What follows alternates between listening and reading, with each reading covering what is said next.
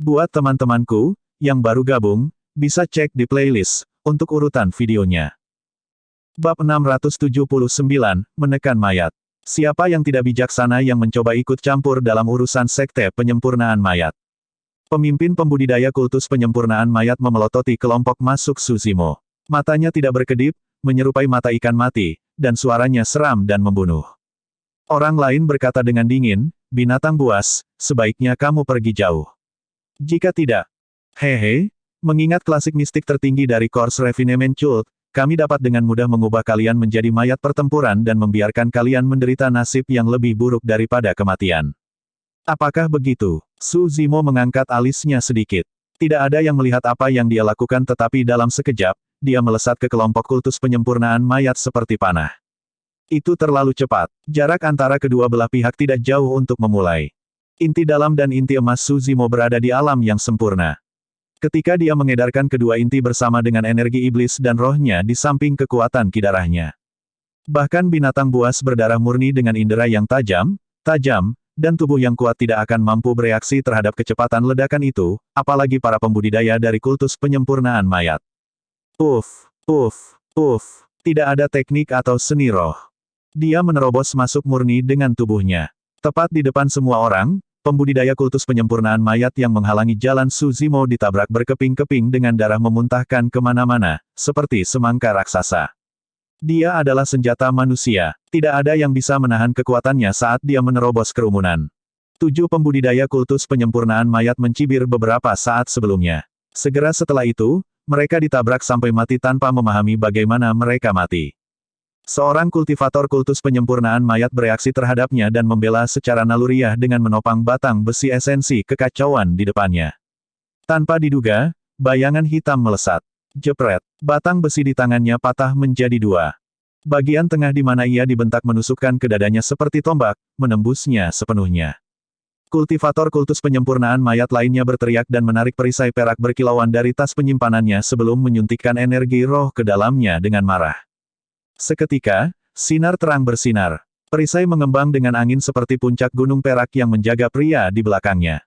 Itu bersinar dengan 5 lampu roh dan sangat mempesona. Itu adalah senjata roh pertahanan tingkat sempurna. Di dunia kultivasi dinasti Zhou besar, senjata roh yang sempurna akan menyebabkan kegemparan yang cukup besar. Namun, ekspresi Suzimo tidak berubah, sebenarnya, tidak ada emosi di matanya. Dia telah melihat terlalu banyak senjata seperti itu. Saat ini, dia memiliki lusinan senjata roh yang sempurna di tas penyimpanannya sendiri. Kecepatan Suzimo tidak melambat saat tubuhnya naik dengan lembut. Dengan tatapan dingin, dia melangkah maju dan menginjak dengan marah perisai perak raksasa itu. Bajak langkah surga, kekuatan deras melonjak ke depan dari tubuh Suzimo. Bahkan jika dia menghadap ke langit, dia bisa membajak jurang besar di bawah kakinya, apalagi satu gunung. Ledakan, perisai perak yang bersinar terinjak di bawah kaki Suzimo. Kultivator kultus penyempurnaan mayat yang bersembunyi di balik perisai diinjak-injak menjadi lumpur meskipun perisai berdiri di antara dia dan Suzimo bahkan tanpa mengeluarkan suara. Eksekusi Suzimo atas banyak gerakan pembunuhan dalam klasik mistis dari 12 Raja Iblis dari gurun besar semakin lancar. Saat kultivasi iblisnya semakin dalam, kekuatan gerakan pembunuhan itu menjadi lebih menakutkan juga. Kerumunan itu gempar. Tidak jauh, banyak pembudidaya siap untuk bergabung dalam pertarungan. Namun, mereka semua berhenti secara naluriah dengan ekspresi kaget ketika mereka menyaksikan ini. Itu terlalu ganas. Dalam sekejap mata, 9 pembudidaya kultus penyempurnaan mayat mati di tangan pembudidaya berjubah hijau ini. Yang menakutkan adalah ke-9 dari mereka benar-benar tidak berdaya melawannya. Siapa dia? Apa latar belakangnya? Aku tidak tahu. Medan perang kuno memang tempat di mana paragon berkeliaran dan penjelmaan monster ada di mana-mana. Itu terlalu menakutkan. Itu benar, terlepas dari warisan murid dari berbagai sekte super, saya mendengar bahwa monster yang berinkarnasi tidak seperti apapun yang pernah dilihat sejarah muncul di wilayah utara. Aku juga mendengar tentang dia. Saya mendengar bahwa dia menabur dendam dengan Istana Kaca dan benar-benar berhasil membunuh semua pembudidaya mereka yang telah tiba di medan perang kuno. Men, itu biadab. Diskusi berlangsung keras dan penuh semangat. Di medan perang, penggarap kultus penyempurnaan mayat yang tersisa terkejut dan mundur dengan tergesa-gesa bersama dengan mayat pertempuran yang mereka kendalikan tidak jauh. Penggarap kultus penyempurnaan mayat hampir sepenuhnya bergantung pada mayat pertempuran mereka untuk kekuatan.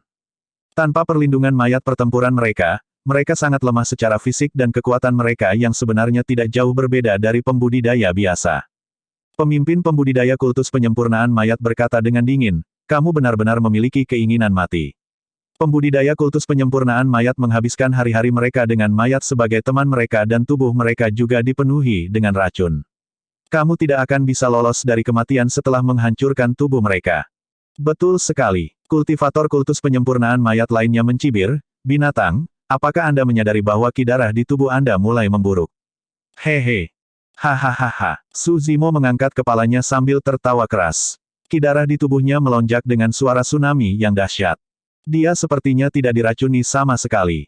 Garis keturunannya seperti kuali yang menyala-nyala dengan api. Itu bisa membakar, menguap, dan membersihkan semuanya. Bahkan racun sekte racun mungkin bukan ancaman baginya, apalagi racun dari mayat. Wajah para pembudidaya kultus penyempurnaan mayat menjadi pucat seperti selembar kertas. Bayangan tinggi dan perkasa menyerbu di depan mereka, memutar dua kepalan tangan seperti palu dan menerobos ke kiri dan ke kanan di antara kerumunan. Tidak mungkin para pembudidaya kultus penyempurnaan mayat dapat menahan tangan besi monyet. Satu demi satu, sosok-sosok dikirim terbang. Pada saat mereka mendarat di tanah, mereka adalah mayat tanpa kehidupan di dalamnya. Embusan angin jahat bertiup melewati. Seekor harimau ganas dengan ki jahat yang bergemuruh menerjang turun dari atas singa, merobek tubuh seorang pembudidaya kultus penyempurnaan mayat terpisah oleh perut seolah-olah itu sangat lapar. Saat racun mayat bersentuhan dengan bulu harimau roh, itu dibersihkan menjadi kekosongan oleh arus listrik. Mengaum, seekor singa emas dengan kekuatan yang bermartabat menyerbu ke kerumunan dan mengeluarkan raungan yang memekakkan telinga. Beberapa pembudidaya Kors Refinement Cult yang paling dekat dengannya mulai berdarah dari mata, hidung, telinga, dan mulut. Mereka berdarah dari semua lubang. Otak para pembudidaya itu diguncang menjadi lumpur. King dan rubah kecil tidak angkat kepala. Mereka berdua pasti tidak menginginkan apapun selain menjauh dari para pembudidaya yang menakutkan itu dengan bau mayat yang membusuk. Meski begitu, butuh sedikit lebih dari 10 napas bagi Su Zimo, monyet, harimau roh, dan singa emas untuk memusnahkan lusinan pembudidaya kultus penyempurnaan mayat sepenuhnya. Semuanya berakhir sebelum lusinan mayat pertempuran yang mengelilingi Little Fatty dan Si Jian bisa mundur untuk membantu. Sebenarnya, dunia budidaya kultus penyempurnaan mayat sangat sulit untuk dihadapi di dunia kultivasi. Kecuali jika ada kebutuhan, murid dari berbagai sekte super tidak ingin memprovokasi mereka dengan sengaja. Mayat pertempuran yang mereka miliki kebal terhadap api, air, dan sangat kuat sehingga mereka bisa menghadapi senjata roh yang sempurna atau bahkan bawaan secara langsung. Penggarap kultus penyempurnaan mayat hampir tidak mungkin dikalahkan dengan mayat pertempuran berdiri di depan mereka. Namun, kelemahan pembudidaya kultus penyempurnaan mayat juga terlihat jelas. Saat mereka jatuh, mayat pertempuran mereka tidak akan dikendalikan dan tidak lagi menjadi ancaman. Dengan memahami kelemahan itu, Su Zimo dan yang lainnya tidak memberikan ruang bernapas kepada para pembudidaya kultus pemurnian mayat dan membantai kelompok mereka dengan kekuatan yang menggelegar dalam sedikit lebih dari 10 napas. Lusinan mayat pertempuran jatuh ke depan dengan kaku, berubah menjadi mayat yang sebenarnya. Bab 680, Gangguan. Little Fatty baru saja mengonsumsi beberapa ramuan dan terengah-engah. Sebelum dia bisa tenang, dia melihat bahwa para pembudidaya kultus penyempurnaan mayat sudah dibunuh sepenuhnya. Matanya melebar dan rahangnya hampir jatuh ke tanah. Rumornya tidak bohong, Kakasu masih ganas seperti biasa. Si Jian menelan ludah dan menggumamkan pikirannya. "Bro, aku senang kamu ada di sini. Aku merindukanmu sampai mati." Karakter Little Fatty tidak berubah saat dia berlari seperti bakso raksasa. Dia menerjang ke pelukan Su Zimo secara emosional dengan air mata dan ingus. Mengupas wajah gemuk itu, Su Zimo memarahi sambil terkekeh, "Berhentilah berakting." Si Jian juga datang dan tersenyum pada Su Zimo dengan tangan terkepal. "Terima kasih banyak, Saudara Su. Ada apa dengan kesopanan setelah tidak bertemu satu sama lain selama 20 tahun?" Su Zimo tertawa dengan ekspresi santai. Kembali di kota Suantian di medan perang kuno dasar, dia menyambut 4 bandit berkuda sendirian. Namun, Little Fatty, Ji Chengtian, Little Fatty dan Si Jian sangat berani dan kembali bertarung dengannya. Mereka adalah saudara yang telah melalui suka dan duka. Little Fatty tertawa. "Si Li Jian bodoh seperti biasa, kamu bisa mengabaikannya, bos." Mereka bertiga telah bersatu kembali setelah waktu yang lama dan kata-kata tidak bisa menggambarkan kegembiraan Little Fatty. Si Jian tidak banyak bicara dan hanya tertawa bodoh sepanjang waktu. Meskipun Su Zimo tampak tenang, dia juga tersenyum lebih banyak dari biasanya. Terima kasih atas bantuanmu, saudara-saudara dari ras iblis. Little Fatty terkekeh dan menyapa monyet dan yang lainnya dengan kepalan tangan. Dia bergaul dengan orang-orang dengan mudah untuk memulai. Selanjutnya, dia sudah mengenal monyet dan harimau roh dari belakang di puncak etiril. Bos, saya telah mendengar dari Sili Jian tentang segala sesuatu di wilayah utara. Little Fatty menghibur, jangan khawatir, ikuti saya kembali ke sekte saya kali ini.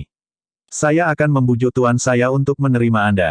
Meskipun warisan sekte makam tidak kuat, kami telah bertahan melalui sejarah dan memiliki beberapa fondasi juga. Petik 2. Selanjutnya, Tumsek adalah yang terbaik dalam hal rahasia. Tidak mungkin orang luar tahu di mana kita berada. Hampir seluruh wilayah utara tahu tentang perseteruan Su Zimo dengan Istana Kaca. Kultivator biasa tidak menginginkan apapun selain menjauh dari Su Zimo karena takut terlibat. Namun, Little Fatty tidak memiliki pertimbangan seperti itu sama sekali. Sebaliknya, dia memikirkan ide dan solusi untuk Su Zimo.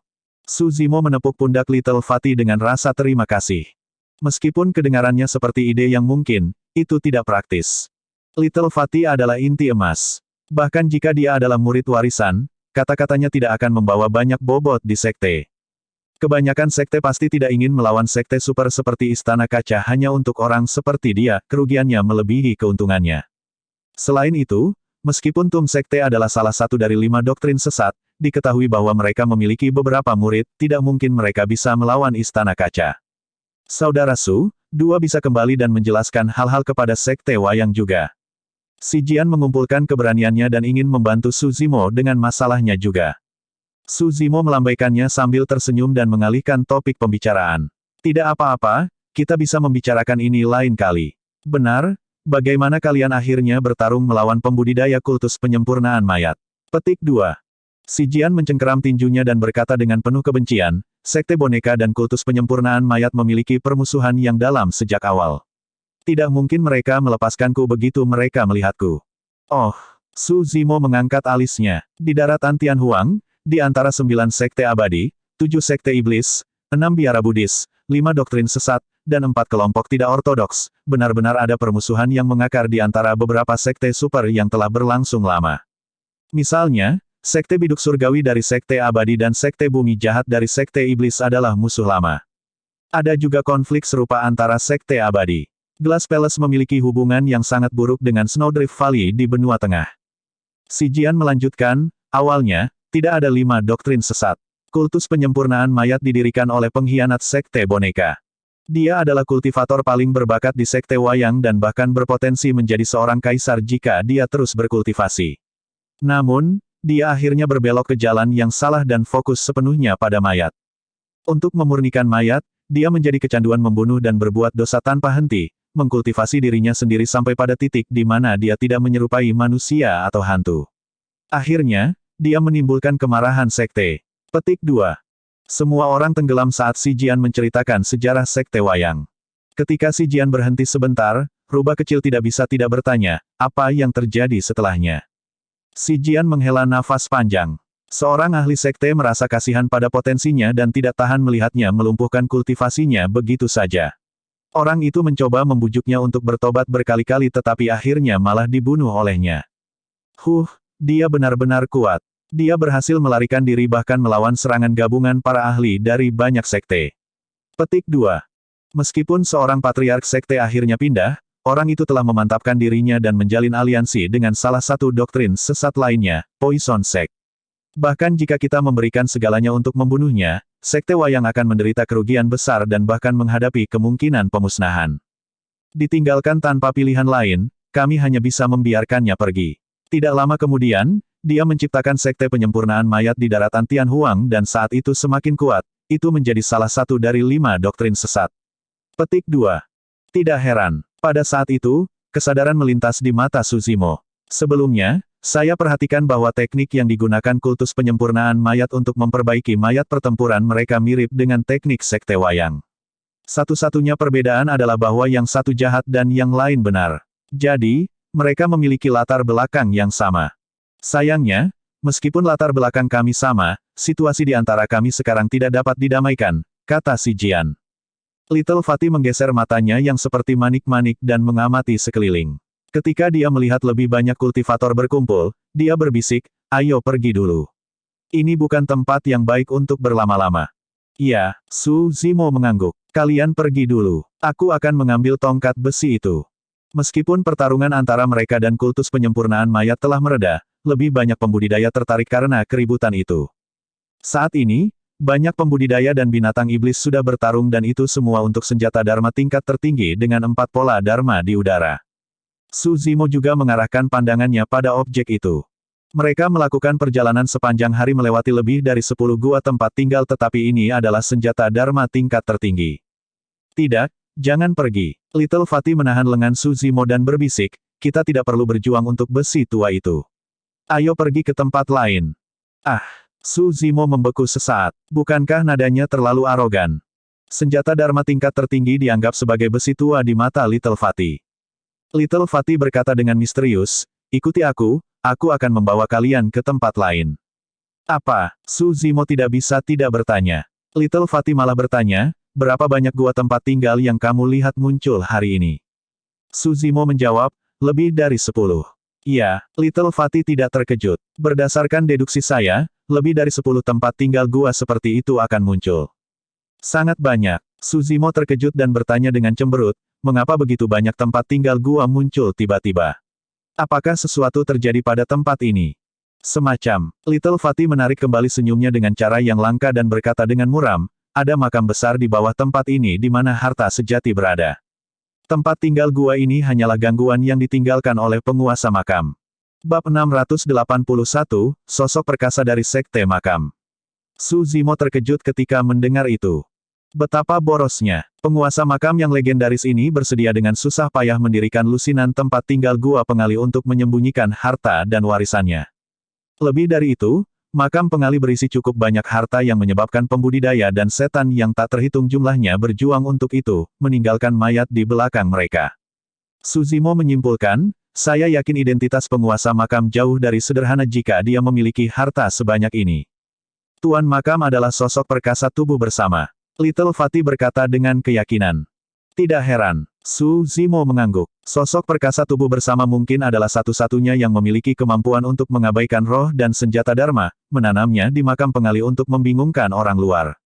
Setelah ragu-ragu sejenak, Little Fatty memutuskan untuk mengungkapkan kebenaran, sosok perkasa ini bahkan adalah murid tituler sekte makam di masa lalu. Ah! Su Zimo terkejut. Biksu tua di kuil tua pernah memperingatkannya bahwa selain murid warisan, penerus terkuat dari sekte super adalah murid tituler. Selanjutnya, hanya ada satu murid tituler. Mereka adalah elit di antara murid-murid warisan sekte tersebut. Untuk menjadi murid tituler sebuah sekte, seseorang harus mengalahkan semua teladan lainnya. Di sekte iblis, itu adalah jalan yang diaspal dengan darah dan mayat segar. Keberhasilan satu orang datang dari mayat banyak orang lain. Seorang murid tituler adalah teladan yang tiada taranya. Murid tituler adalah wajah sekte super dan menguasai dunia. Status mereka di sekte luar biasa dan mereka bisa memerintah semua murid di sekte. Faktanya, status mereka bahkan lebih besar daripada kebanyakan tetua di sekte. Pada titik kultivasinya ini, Su Zimo hanya bertemu dengan murid tituler sejati, Asura, Yan Beichen. Setelah mengingat metode Yan Beichen dalam pertempuran di puncak ethereal, jelas betapa kuatnya murid tituler itu. Pada generasi itu, Yan Beichen bahkan adalah peringkat pertama fenomena inti emas. Sebagai murid tituler sekte makam di masa lalu, sosok perkasa ini pastilah elit yang mulia dan tak tertandingi yang menjelajahi daratan Tianhuang di masa lalu dan memandang rendah seluruh dunia. Little Fatty meratap, sayangnya, senior ini tidak dapat maju ke alam Mahayana dan akhirnya dimakamkan di sini. Alam Mahayana datang setelah alam tubuh bersama. Bagi manusia, ada pepatah kuno, seseorang tidak dapat memahami kekuatan surgawi sampai mereka memasuki alam Mahayana. Dengan kata lain, selama seseorang maju ke alam Mahayana, mereka dapat memahami kekuatan surgawi. Kekuatan Dharma tidak terbatas tetapi kekuatan surgawi sangat luas. Bahkan untuk sosok perkasa tubuh bersama, mereka tidak bebas dari belenggu langit dan bumi dan masih harus memanfaatkan kekuatan dan seni Dharma. Namun, kekuatan Dharma bukanlah tandingan kekuatan suci. Di dunia kultivasi, energi roh lebih lemah dari kekuatan Dharma dan kekuatan Dharma lebih lemah dari kekuatan suci. Apa itu kekuatan surgawi? Mereka luar biasa dan melampaui imajinasi. Ini adalah kemampuan untuk mencapai cakrawala yang berada di luar kesalehan. Kekuatan surgawi datang setelah seseorang melepaskan diri dari belenggu surga dan bumi dan berada pada tingkat yang bahkan lebih menakutkan. Di kuil tua, ada pepatah di salah satu buku kuno yang menggambarkan cara seorang patriark Mahayana. Mahayana tidak dapat dihancurkan dan dapat dilahirkan kembali melalui setetes darah. Ini berarti bahwa para ahli Mahayana hampir sepenuhnya tidak dapat dihancurkan. Bahkan jika tubuh mereka hancur dan anggota tubuh mereka patah, setetes darah sudah cukup bagi mereka untuk pulih ke diri mereka yang semula. Metode-metode itu benar-benar tidak terbayangkan dan dicari oleh banyak orang. Hanya di alam kultivasi itu seseorang hampir tidak layak mendapatkan gelar abadi. Dengan pemahaman yang lebih dalam tentang jalur kultivasi dan dunia kultivasi, Suzimo dapat memahami apa yang dikatakan Dai Yue di masa lalu, orang abadi seperti apa yang dianggap sebagai prajurit penyempurnaan Qi. Bahkan inti emas tidak berani begitu kurang ajar menyebut diri mereka abadi. Bahkan murid tituler Sekte Makam tidak dapat melangkah maju dan melewati alam Mahayana, dapat dibayangkan betapa mengerikannya alam itu. Little Fatty berkata, "Bos, aku tidak akan menyembunyikannya darimu. Alasan mengapa saya memasuki medan perang kuno kali ini adalah karena ujian yang ditinggalkan oleh sekte kami untuk kami." Petik 2. Uji. Suzimo mengangkat alisnya sedikit dan bertanya, "Kalian?" "Iya," Little Fatty mengangguk. Senior itu membawa harta karun tertinggi dari sekte yang hilang setelah dia menghilang. Itu tetap terjadi sampai puluhan tahun yang lalu ketika Master Sekte kami meminta bantuan para ahli dari Istana Enigma. Pada saat itu, mereka memperkirakan secara kasar bahwa senior mungkin telah meninggal dan dimakamkan di medan perang kuno perantara. Petik 2. Suzimo mengerti. Jadi, ujian untukmu oleh sekte adalah menemukan makam dan mengambil harta karun tertinggi. Betul sekali. Little Fatty menjawab, harta karun tertinggi ini adalah milik Kaisar Dunia Bawah dan sangat penting bagi sekte tersebut. Alasan mengapa fenomena mata air kuning saya tidak kuat juga karena hilangnya harta yang paling berharga ini. Saya mengerti. Tiba-tiba, Suzimo tercerahkan. Ketika dia melihat Little Fatty melepaskan fenomena mata air kuning sebelumnya, dia sudah merasa bahwa kekuatan sebenarnya dari fenomena itu tidak dilepaskan sepenuhnya. Fenomena mata air kuning yang sebenarnya pasti bisa masuk dalam 20 besar peringkat fenomena. Little Fatty melanjutkan, namun, tes ini bukan untuk saya sendiri. Ada kakak laki-laki senior saya yang lain. Siapapun yang mendapatkan harta paling berharga dari sekte ini terlebih dahulu akan memenuhi syarat untuk menjadi murid tituler sekte makam untuk generasi ini. Suzimo menyadari apa yang terjadi. Ujian untuk Little Fatty dari Tumsek tidak hanya untuk menemukan makam dan milik Kaisar Dunia Bawah, tetapi juga untuk melakukannya di depan orang lain. Tes ini akan menentukan masa depan Little Fatty. Suzimo bertanya, Anda dapat menerima bantuan dari orang lain? Tentu saja. Little Fatty mengangguk. Suzimo mendesak, kalau begitu, jangan buang waktu. Cepat, pimpin jalannya. Petik 2. Little Fatty ingin berbicara tetapi tidak, dia tidak segera bergerak juga. Apa yang salah? Suzimo bingung. Dengan ekspresi ragu-ragu, Little Fatty berkata, kakak seniorku itu tumbuh di Tumsek. Dia bahkan pernah bepergian di benua tengah dan memiliki koneksi yang dalam, berteman dengan murid sekte super. Saya yakin dia akan mendapatkan beberapa dari mereka untuk membantunya untuk ini. Bos, kamu. Little Fatty tidak melanjutkan tetapi Suzimo mengerti. Little Fatty mengkhawatirkannya. Dia sudah memiliki dendam dengan Istana Kaca. Jika dia menyinggung beberapa sekte super lain karena masalah ini, itu sama dengan mencari kematian. Tidak apa, Suzimo tersenyum santai dan menepuk pundak Little Fatty, berkata dengan santai, aku tidak takut, apa yang kamu khawatirkan. Tetapi, Suzimo menyela sambil tertawa. Jangan lupa, jika Anda berpikir bahwa saya mungkin menyinggung mereka, saya telah menyinggung semua sekte abadi, Buddha, dan iblis di bawah Istana Kaisar Manusia 20 tahun yang lalu. Bos, mata Little Fatty berlinang air mata secara emosional. Bagaimanapun, dia telah tiba di Tumsek nanti. Ketika mereka mendengar bahwa dia akan bersaing dengan kakak laki-laki senior itu untuk harta karun tertinggi, tidak ada rekan sektenya, termasuk beberapa senior, yang berdiri di sisinya. Dia juga tidak mengenal banyak orang di dunia kultivasi. Setelah memasuki medan perang kuno, kakak senior Little Fatty memberinya peringatan biadab sebelum pergi untuk mencari sekte super untuk mendukungnya. Namun, Little Fatty ditinggalkan sendirian dan tidak berdaya. Bohong untuk mengatakan bahwa Little Fatty tidak menderita selama ini. Namun, dia tahu bahwa dia hanya bisa bertahan tidak peduli berapa banyak dia menderita. Semakin dia bisa bertahan, semakin besar pencapaiannya di masa depan. Saat ini, ketika dia mendengar kata-kata Suzimo, hati si gendut kecil dipenuhi dengan kehangatan. Dia terisak dan bergumam pada dirinya sendiri, saya juga meminta bos saya membantu saya. Leng Ming, kita akan lihat apakah kamu masih bisa menggertakku sekarang. Bab 682, Lahir Sputum Naga Astral. Gemuk, aku juga di sini.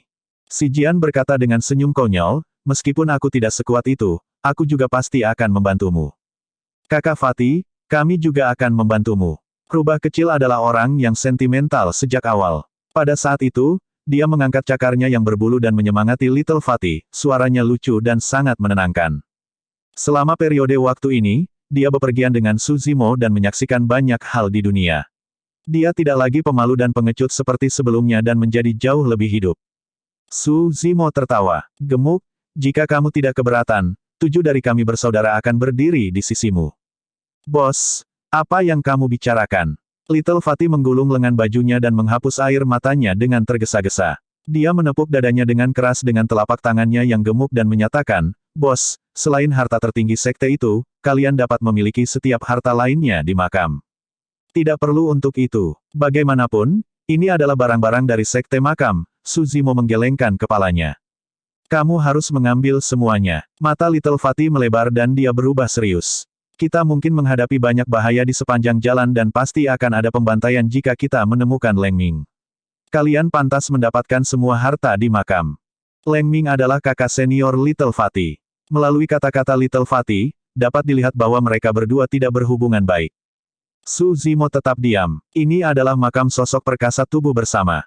Selain itu, sosok perkasa tubuh bersama ini pernah menjadi murid tituler, semua harta karun di makam itu pasti sangat langka. Jika lusinan makam pengali di luar cukup untuk memicu keserakahan semua orang, bagaimana mungkin ada kekurangan harta yang menakjubkan di makam yang sebenarnya? Ketika dia melihat bagaimana Suzimo masih ragu-ragu, Little Fatty hampir marah. Bos, jangan menolak lebih jauh. Saya yakin Leng Ming menjanjikan harta di dalam makam kepada murid sekte super yang dia cari bantuan.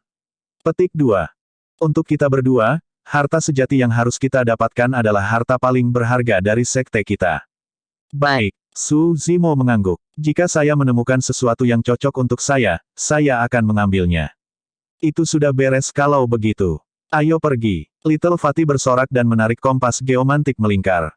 Kompas geomantik dipenuhi dengan lingkaran yang tak terhitung jumlahnya dengan bintang, 5 elemen dan yin dan yang, seolah-olah itu berisi rahasia yang tak ada habisnya. Little Fatty mengikuti kompas geomantik dan memverifikasi jalan sebelum menunjuk ke arah tenggara. Dengan cara itu, Suzimo dan yang lainnya mengikuti dari belakang. Setelah melaju selama hampir 1 jam, Little Fatty tiba-tiba berhenti dan melihat ke kompas geomantik lagi. Setelah beberapa saat, dia menunjuk ke arah lain. Cara ini, Suzimo dan yang lainnya tidak keberatan. Meskipun dia kuat dalam pertempuran, dia tidak tahu apa-apa dalam hal ini. Setiap orang memiliki spesialisasi mereka. Dalam hal arah, Suzimo tidak bisa dibandingkan dengan Little Fatty. Dalam hal mengendalikan boneka dan multitasking, dia juga tidak bisa dibandingkan dengan si Jian. Si Jian jujur dan tidak terlalu tajam. Bahkan, dia agak lambat. Namun, dia dihargai oleh salah satu dari 5 doktrin sesat, Sekte Wayang, dan diterima sebagai murid mereka. Di masa lalu, Suzimo meragukan keputusan mereka sejenak.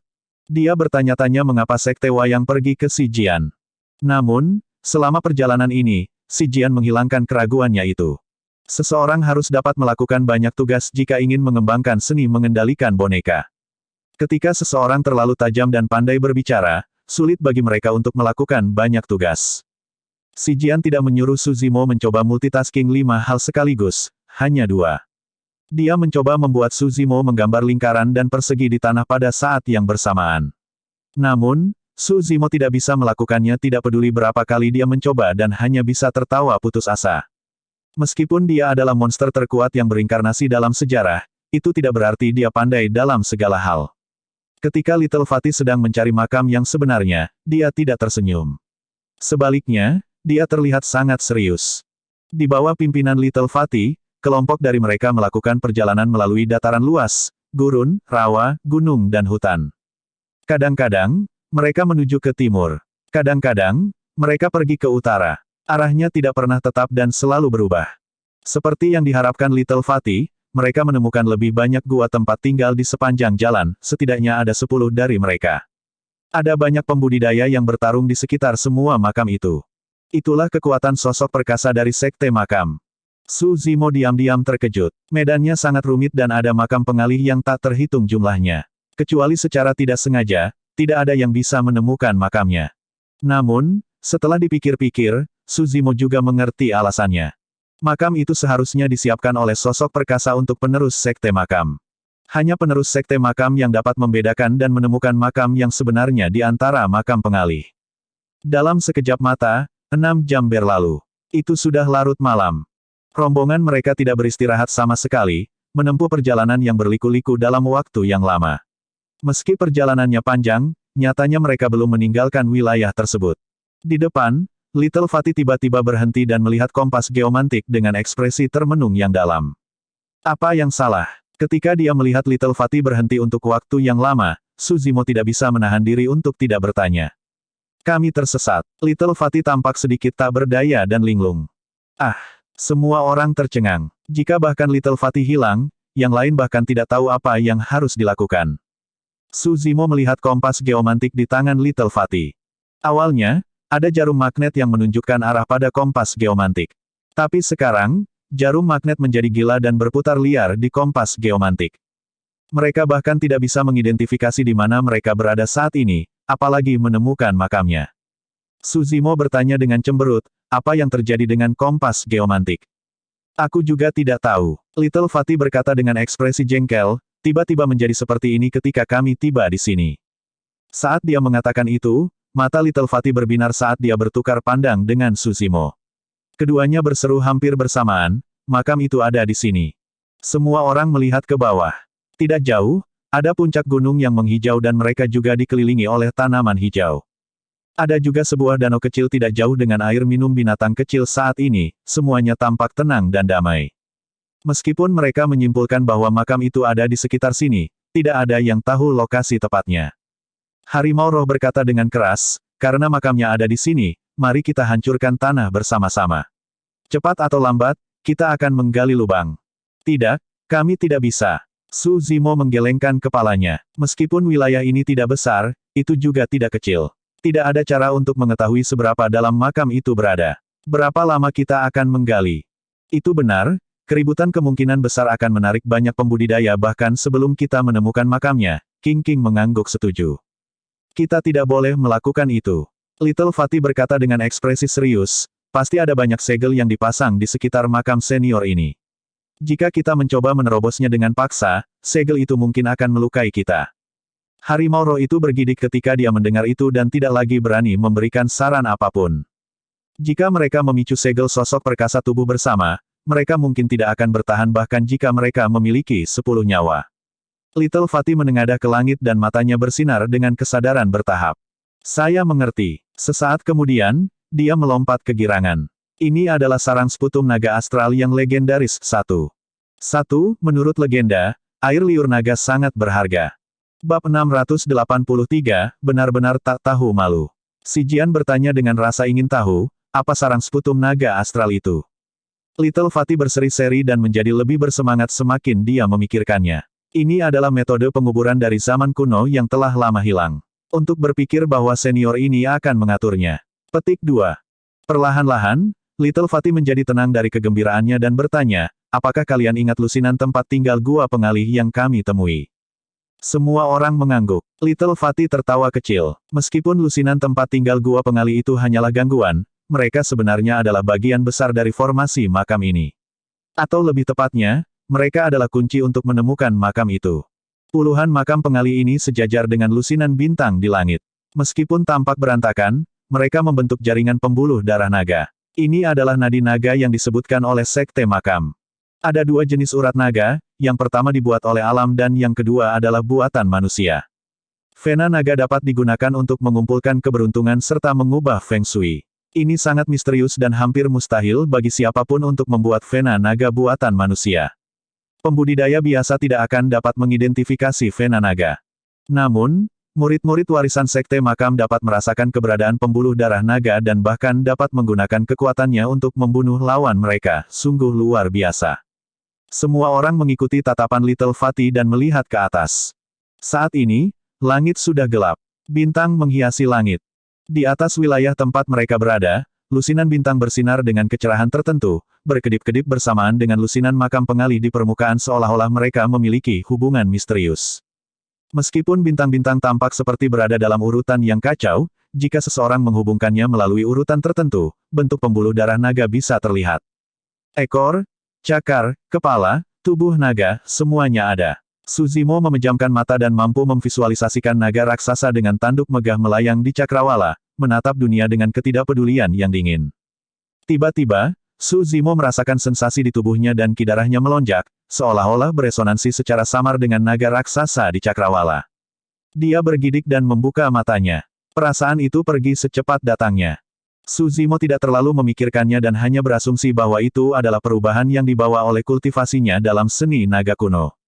Setelah merenungkan untuk waktu yang lama, Little Fatty berkata seolah-olah dia memikirkan sesuatu. Aku mengerti. Apa? Semua orang menoleh padanya dengan tatapan ingin tahu di mata mereka. Dia berkata perlahan, alasan mengapa makam ini telah terkubur begitu lama dan baru muncul sekarang adalah karena, urat naga ini baru saja terbentuk. Urat naga hampir seluruhnya dibuat oleh alam. Tidak mudah membuatnya secara artifisial. Senior sekte makam ini meletakkan sarang sputum naga astral untuk menghubungkan langit dan bumi, menarik kekuatan bintang-bintang ke tempat ini untuk mengumpulkan kekayaan dari alam semesta untuk membentuk nadi naga. Akhirnya, nadi naga akhirnya terbentuk di era ini. Si Jian tidak bisa tidak bertanya, kapan senior itu meninggal. Little Fatty menjawab dengan muram, setidaknya puluhan ribu tahun yang lalu. Ah, semua orang tercengang dengan keterkejutan di mata mereka. Itu luar biasa. Suzimo meratap dalam hati, diam-diam kagum. Menggunakan keterampilan rahasia kuno untuk menghubungkan langit dan bumi untuk membentuk pembuluh darah naga dan mewariskan warisan setelah puluhan ribu tahun. Meskipun sosok perkasa dari sekte makam ini tidak berhasil maju ke alam Mahayana, metodenya dapat dianggap sebagai surgawi. Kakak Fatty, apa yang kamu maksud dengan sarang dahak naga? Rubah kecil mengedipkan matanya yang besar dan jernih dan bertanya dengan rasa ingin tahu. Harimau roh juga mendesak, gemuk, jadi di mana pintu masuk ke makam setelah semua yang kamu katakan? Dia sangat ingin memasuki makam dan melihat apakah dia bisa mendapatkan beberapa harta. Melihat niat harimau roh, King memelototinya dengan tatapan peringatan.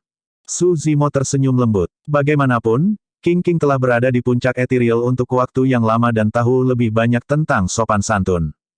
Sementara Little Fatty berjanji bahwa mereka dapat mengambil apapun yang mereka inginkan dari harta karun di makam, bagaimanapun juga, ini tetaplah makam sosok perkasa dari sekte makam. Akan serakah jika mereka hanya memasukkan apapun yang mereka lihat bagus ke dalam tas penyimpanan mereka. Selanjutnya, tidak ada dari mereka yang tahu situasi di dalam makam saat ini. Dengan niatnya yang terlihat, harimau roh itu tampak malu dan terbatuk dengan lembut untuk menyembunyikan kecanggungannya. Little Fatty menunjuk ke danau tidak jauh. Jika aku tidak salah, pintu masuk ke makam adalah danau itu. Di bawah danau, singa emas bertanya dengan tidak percaya. Danau itu tampak sederhana dengan air yang kotor, tidak ada yang istimewa darinya. Little Fatty menunjuk ke langit. Periksa arah vena naga. Semua orang mengangkat kepala mereka. Little Fatty melanjutkan, itu ekor naga dan itu tubuh naga. Ketika kita melanjutkan ke atas, lusinan bintang yang berkumpul lebih rapat membentuk kepala naga. Di ujung bawah kepala adalah mulut tempat produksi sputum. Danau ini berhubungan langsung dengan dahak naga. Semua orang tercerahkan. Si Jian adalah satu-satunya yang menggelengkan kepalanya dengan ekspresi bingung. Aku masih tidak bisa mengerti. Aku hanya akan ikut dengan kalian. Ikuti aku. Little Fatty melambai dan menunjuk ke danau tidak jauh, memimpin jalan. Ketika mereka mendekati danau, semua orang mulai memperhatikan sesuatu yang tidak biasa. Permukaan danau itu dingin dan mengerikan. Rubah kecil tidak bisa menahan diri untuk tidak bergidik. Dia bersembunyi di balik Suzimo dan diam-diam menarik lengan bajunya. Suzimo melirik ke samping. Rubah kecil mendongak, memperlihatkan lehernya yang lembut saat dia menatapnya dengan mata melebar dan menyedihkan. Meskipun dia jelas takut, dia menggigit bibir Cherry dan tidak mengatakan apa-apa. Suzimo tersenyum, dia secara alami tahu apa yang ada di pikiran rubah kecil. Ayo masuk, Tapi sekali ini saja. Su Zimo tersenyum dan mengangguk. Rubah kecil mencibir dan berubah menjadi bentuk aslinya. Seekor rubah merah menyala melambaikan ekornya yang berbulu dan memanjat kaki Su Zimo ke pelukannya dengan cara yang berpengalaman. Dia hanya menjulurkan kepala mungilnya keluar, mengedipkan matanya yang besar dengan cara yang indah.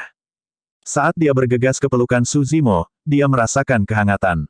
Aura dingin danau menghilang seketika. Tubuh Su Zimo seperti kuali raksasa yang hangat, dia hampir ingin tidur siang jika mereka tidak akan memasuki makam. Ketika dia melihat itu, mata harimau roh itu melesat ketika sebuah pikiran muncul di benaknya. Sambil membusungkan dadanya, dia berjalan di samping King King dan menyatakan dengan berani, "King King, jangan takut. Dada Hubatian akan menghangatkanmu. Cepat dan cepat masuk juga." Petik 2. Saat dia mengatakan itu, harimau roh itu memamerkan dadanya dan memperlihatkan bulu dada dengan deretan hitam dan kuning. Monyet memutar matanya. Rubah kecil berseru dan tertawa kecil. Apakah orang ini nyata? Singa emas mengerutkan kening dan rahangnya hampir jatuh ke lantai. Wajah King King gelap gulita saat dia mengepalkan tinjunya, menggeram, tersesat. Harimau roh menggaruk kepalanya dan matanya yang nakal melesat ke arah dada King King yang membusung, bergumam, "King King, tidak apa-apa jika kamu tidak suka ini. Bagaimana kalau kamu membuka dadamu agar aku bergegas masuk?" Petik 2. Keheningan menyelimuti lingkungan mereka. Singa emas meraung dalam hati, "Aku belum pernah melihat orang yang benar-benar tak tahu malu sebelumnya." Tanpa sepatah kata pun, King King mengangkat kakinya dan menendang pantat harimau dengan kejam. Gedebuk. Harimau roh itu langsung dikirim terbang ke danau, terlihat sangat menyedihkan. Semua orang tertawa terbahak-bahak. Suasana menakutkan dari sebelumnya juga menjadi lebih ringan. Little Fatty melambaikan tangannya. Ayo masuk juga." Bab 684, Buaya Frost Kuno. Semuanya adalah inti emas. Setelah memasuki air, monyet dan yang lainnya mengedarkan inti dalam mereka dan melepaskan ki iblis, membentuk penghalang cahaya di sekitar mereka untuk mencegah air danau keluar. Little Fatty dan Si Jian melepaskan energi roh untuk membentuk penghalang sehingga mereka bisa bernapas dengan mudah juga. Di bawah danau itu gelap. Air danau itu sangat kotor. Meskipun mata Su Zimo tajam, mereka tidak bisa melihat melalui penghalang material, penglihatannya saat ini juga tidak bagus dengan kotoran di air menghalangi pandangannya. Su Zimo sangat berhati-hati dan menatap tajam sambil menggerakkan telinganya, tidak berani ceroboh. Meskipun mereka telah memverifikasi lokasi makam, tidak ada yang tahu apa yang ada di danau. Dimensi medan perang kuno ini telah ada sejak lama dan tidak mengherankan jika ada monster yang lahir di danau yang mengerikan itu. Selanjutnya, sampai sekarang, mereka belum menemukan jejak Leng Ming, kakak laki-laki Little Fatty. Tidak ada yang tahu apakah dia telah tiba di sini sebelum mereka. Dengan rubah kecil dalam pelukan Su Zimo, 7 dari mereka yang tersisa membentuk lingkaran dengan King King di tengah sebelum tenggelam secara bertahap. Airnya dingin ketika mereka baru saja masuk. Namun, ranah kultivasi semua orang tinggi dan mereka bisa menanggungnya. Semakin dalam mereka menyelam, semakin dingin airnya. Faktanya, itu sangat mengerikan sehingga menunjukkan tanda-tanda menembus ki iblis dan penghalang energi roh. Tidak hanya itu, tekanan air di sekitarnya semakin dalam semakin dalam. Saat ini, selain Su Zimo, bahkan monyet mengalami gelombang tekanan dan kesulitan bernafas. Danau ini tampak sederhana, tetapi sebenarnya sangat dalam. Harimau roh itu diam-diam terkejut. Sambil mengerutkan kening, monyet bertanya, "Seberapa dalam kita sekarang?" Su Zimo berkata dengan muram, "Kita berada lebih dari 3.000 kaki sekarang." Itu berarti mereka berada 1 kilometer di bawah. Tekanan air 1 kilometer ke bawah sangat kuat. Inti emas biasa akan mati berdarah dari semua lubang pada saat mereka mencapai titik ini. Selain itu, ada hawa dingin yang menusuk di mana-mana di dalam air. Harimau roh meratap dengan lega secara internal.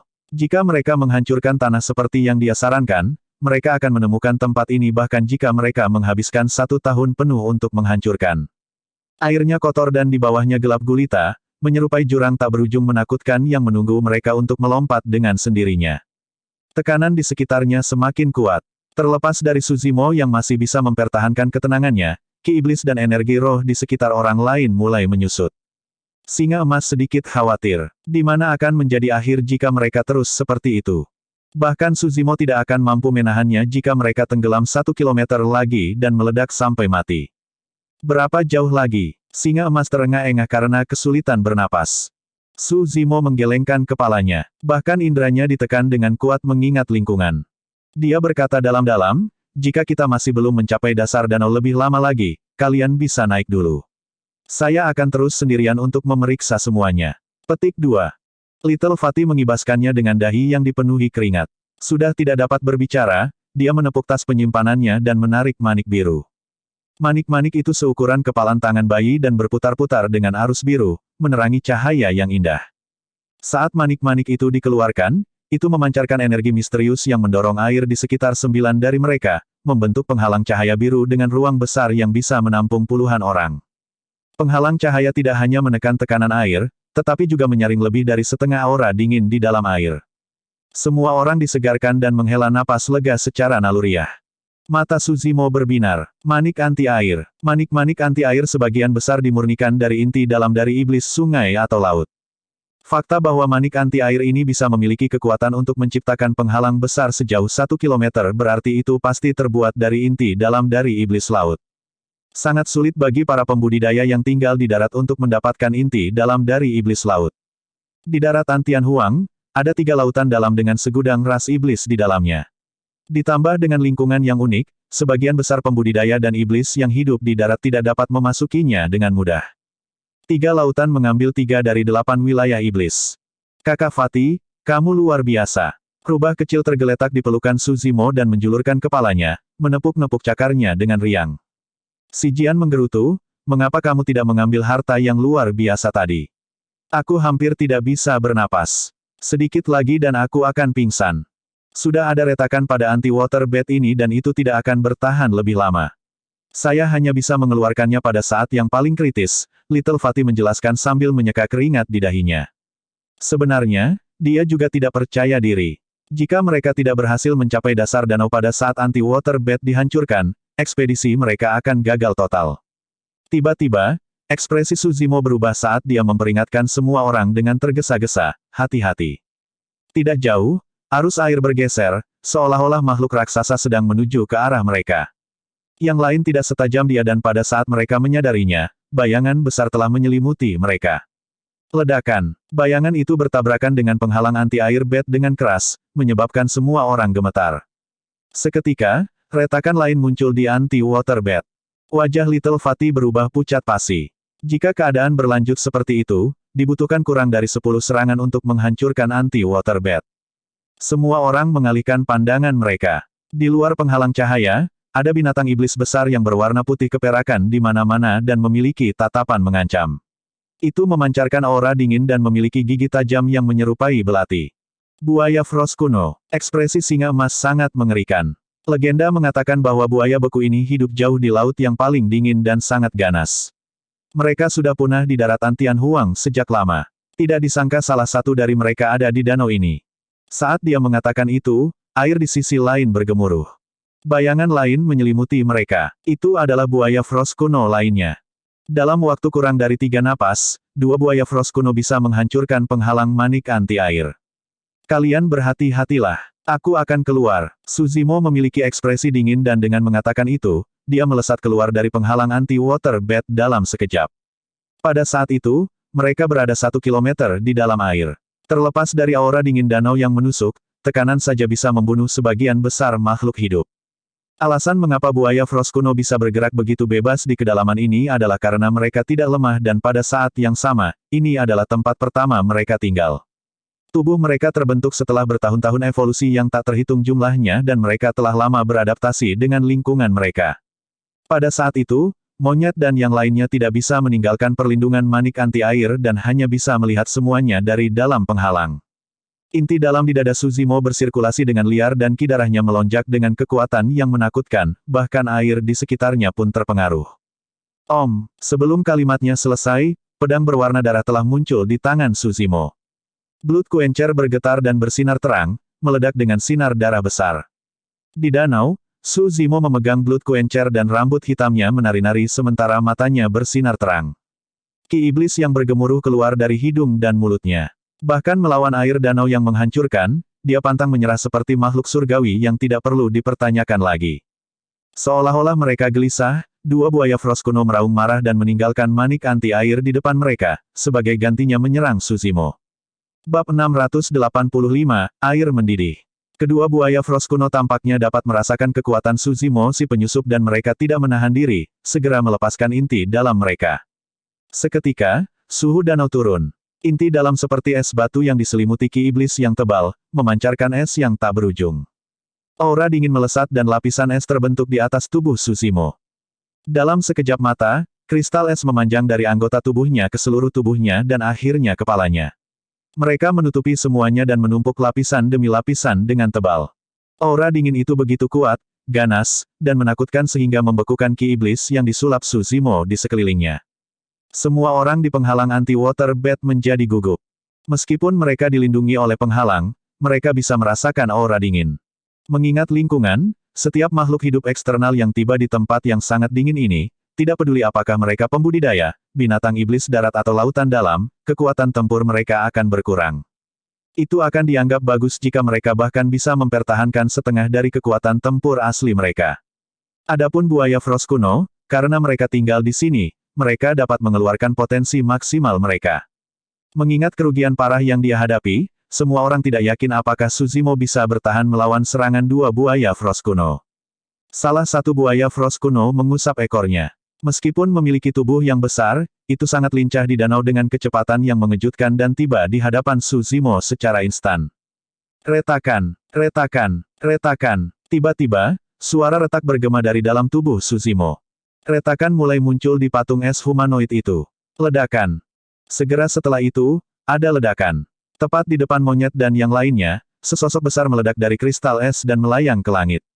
Tendon dan tulangnya bergema pada saat yang sama dan ki darahnya melonjak. Dalam sekejap mata, tubuh Suzimo mengembang setinggi 100 kaki dan rambut hitamnya menari-nari. Di perairan danau yang kotor, matanya sangat cerah dan dia menyerupai makhluk surgawi yang menjulang tinggi. Kedua buaya Frost kuno jauh lebih kuat dari yang dibayangkan Suzimo. Ketika dia mengedarkan inti dalamnya, ki darahnya melonjak dan tubuhnya seperti kuali. Meski begitu, kedua buaya Frost kuno bisa membekukannya. Saat ini, dia tidak lagi menahan diri dan kekuatan ki darah dan inti dalamnya dilepaskan sepenuhnya. Berdebur, Suzimo mencengkeram Blood Quencher dengan erat memelototi buaya Frost kuno yang menyerbu ke arahnya sebelum menebas ke depan. Serangkaian riak menyebar melalui danau. Meskipun mereka tampak lembut, mereka memiliki niat membunuh yang mengerikan. Buaya Frost kuno itu pintar. Ketika ia melihat bahwa ia tidak dapat menghindar tepat waktu, ia menyalurkan kekuatan inti dalamnya dengan liar dan membentuk dinding es yang tak terlihat di depannya. Retakan, riak-riak itu menghantam dinding es. Segera setelah itu, dinding es lainnya naik. Dinding es menebal terus-menerus. Melanjutkan ke depan, riak-riak itu menghancurkan dinding es demi dinding es. Akhirnya, di dinding es ketujuh, kekuatan yang dilepaskan oleh tebasan itu benar-benar hilang. Tidak buruk, Suzimo mengangguk dengan kilatan kejutan di matanya. Jurus Ripple adalah jurus pedang yang diciptakan oleh Kaisar Pedang. Tebasan itu memiliki kekuatan, dan merupakan sesuatu yang tidak bisa dilawan oleh kebanyakan binatang iblis. Namun, jelas bahwa buaya Frost kuno agak mampu karena bisa tanpa cedera melawan kuda-kuda Ripple. Buaya Frost kuno lainnya mengambil kesempatan untuk bergegas maju dengan membunuh. Memotong. Suzimo berdiri di tempat dia tidak bergerak dan menyerang sekali lagi. Astaga, arus balik dirilis. Di danau itu, tidak hanya tidak akan ada kelesuan dalam posisi pedang dari si Calming Manual, mereka bahkan bisa dilepaskan secara maksimal. Counter Churren adalah kuda-kuda dengan kekuatan terbesar di si Calming Manual. Terhadap tebasan itu, buaya Frost kuno tidak menghindar atau menghindar sama sekali. Sebaliknya, ia menerjang ke depan dan meludahkan inti dalamnya yang dingin di depan dirinya sendiri. Dentang, ki iblis yang dilepaskan oleh inti dalam membentuk perisai es. Ketika Blood Quencher mengenai perisai itu meledak seketika, perisai itu tidak bisa bertahan melawan ketajaman Blood Quencher dan kekuatan Counter Churren. Inti dalam ditolak. Itu meredup secara signifikan saat buaya Frost kuno melahapnya kembali ke perutnya. Pemadam darah turun. Mata buaya Frost kuno sangat tenang tanpa sedikit pun kepanikan, seolah-olah sudah mengharapkan segalanya. Itu membuka mulutnya dan menggigit Blood Quencher. Maju terus. Buaya Frost kuno ini memilih untuk menghadapi senjata roh bawaan secara langsung. Tatapan Suzimo menjadi dingin dan pancaran darah di pedangnya meningkat. Retakan, retakan, retakan. Tebasan tunggal itu memotong hampir 100 gigi tajam buaya Frost kuno. Beberapa ratus gigi yang tersisa dilonggarkan serta darah merembes keluar dari mulutnya, membuat air danau menjadi merah. Namun, Mulut buaya Frost kuno dilapisi dengan taring tajam yang bersilangan secara zigzag seperti lembah pedang. Menipisnya kekuatan tebasan Suzimo menyebabkan Blood Quencher tersangkut di mulut taring tajam itu. Hati-hati, King dan yang lainnya berteriak gugup dan menunjuk ke punggung Suzimo dari dalam penghalang anti air manik. Bayangan gelap menyelimuti kepala Suzimo. Di belakangnya, buaya Frost kuno lainnya melonjak dengan mulut melebar, melahap Suzimo yang tingginya 100 kaki dalam satu suap. Pada saat itu, Suzimo akhirnya mengerti mengapa buaya Frost kuno pada awalnya ingin mengambil serangannya secara langsung. Kedua buaya Frost kuno merasakan kekuatannya dan salah satu dari mereka ingin membuka kesempatan bagi rekannya terlepas dari seberapa parah dia akan terluka. Bos, saudara Su, Little Fatty dan si Jian berteriak dan dalam sekejap, ingin keluar dari penghalang anti-water bed. Jangan keluar dulu, sosok tinggi menghalangi mereka berdua. Dia memelototi buaya Frost kuno di luar dengan kilatan merah yang berkedip-kedip dan berkata dengan suara serak yang dalam. Monyet berkata, mari kita tunggu dulu.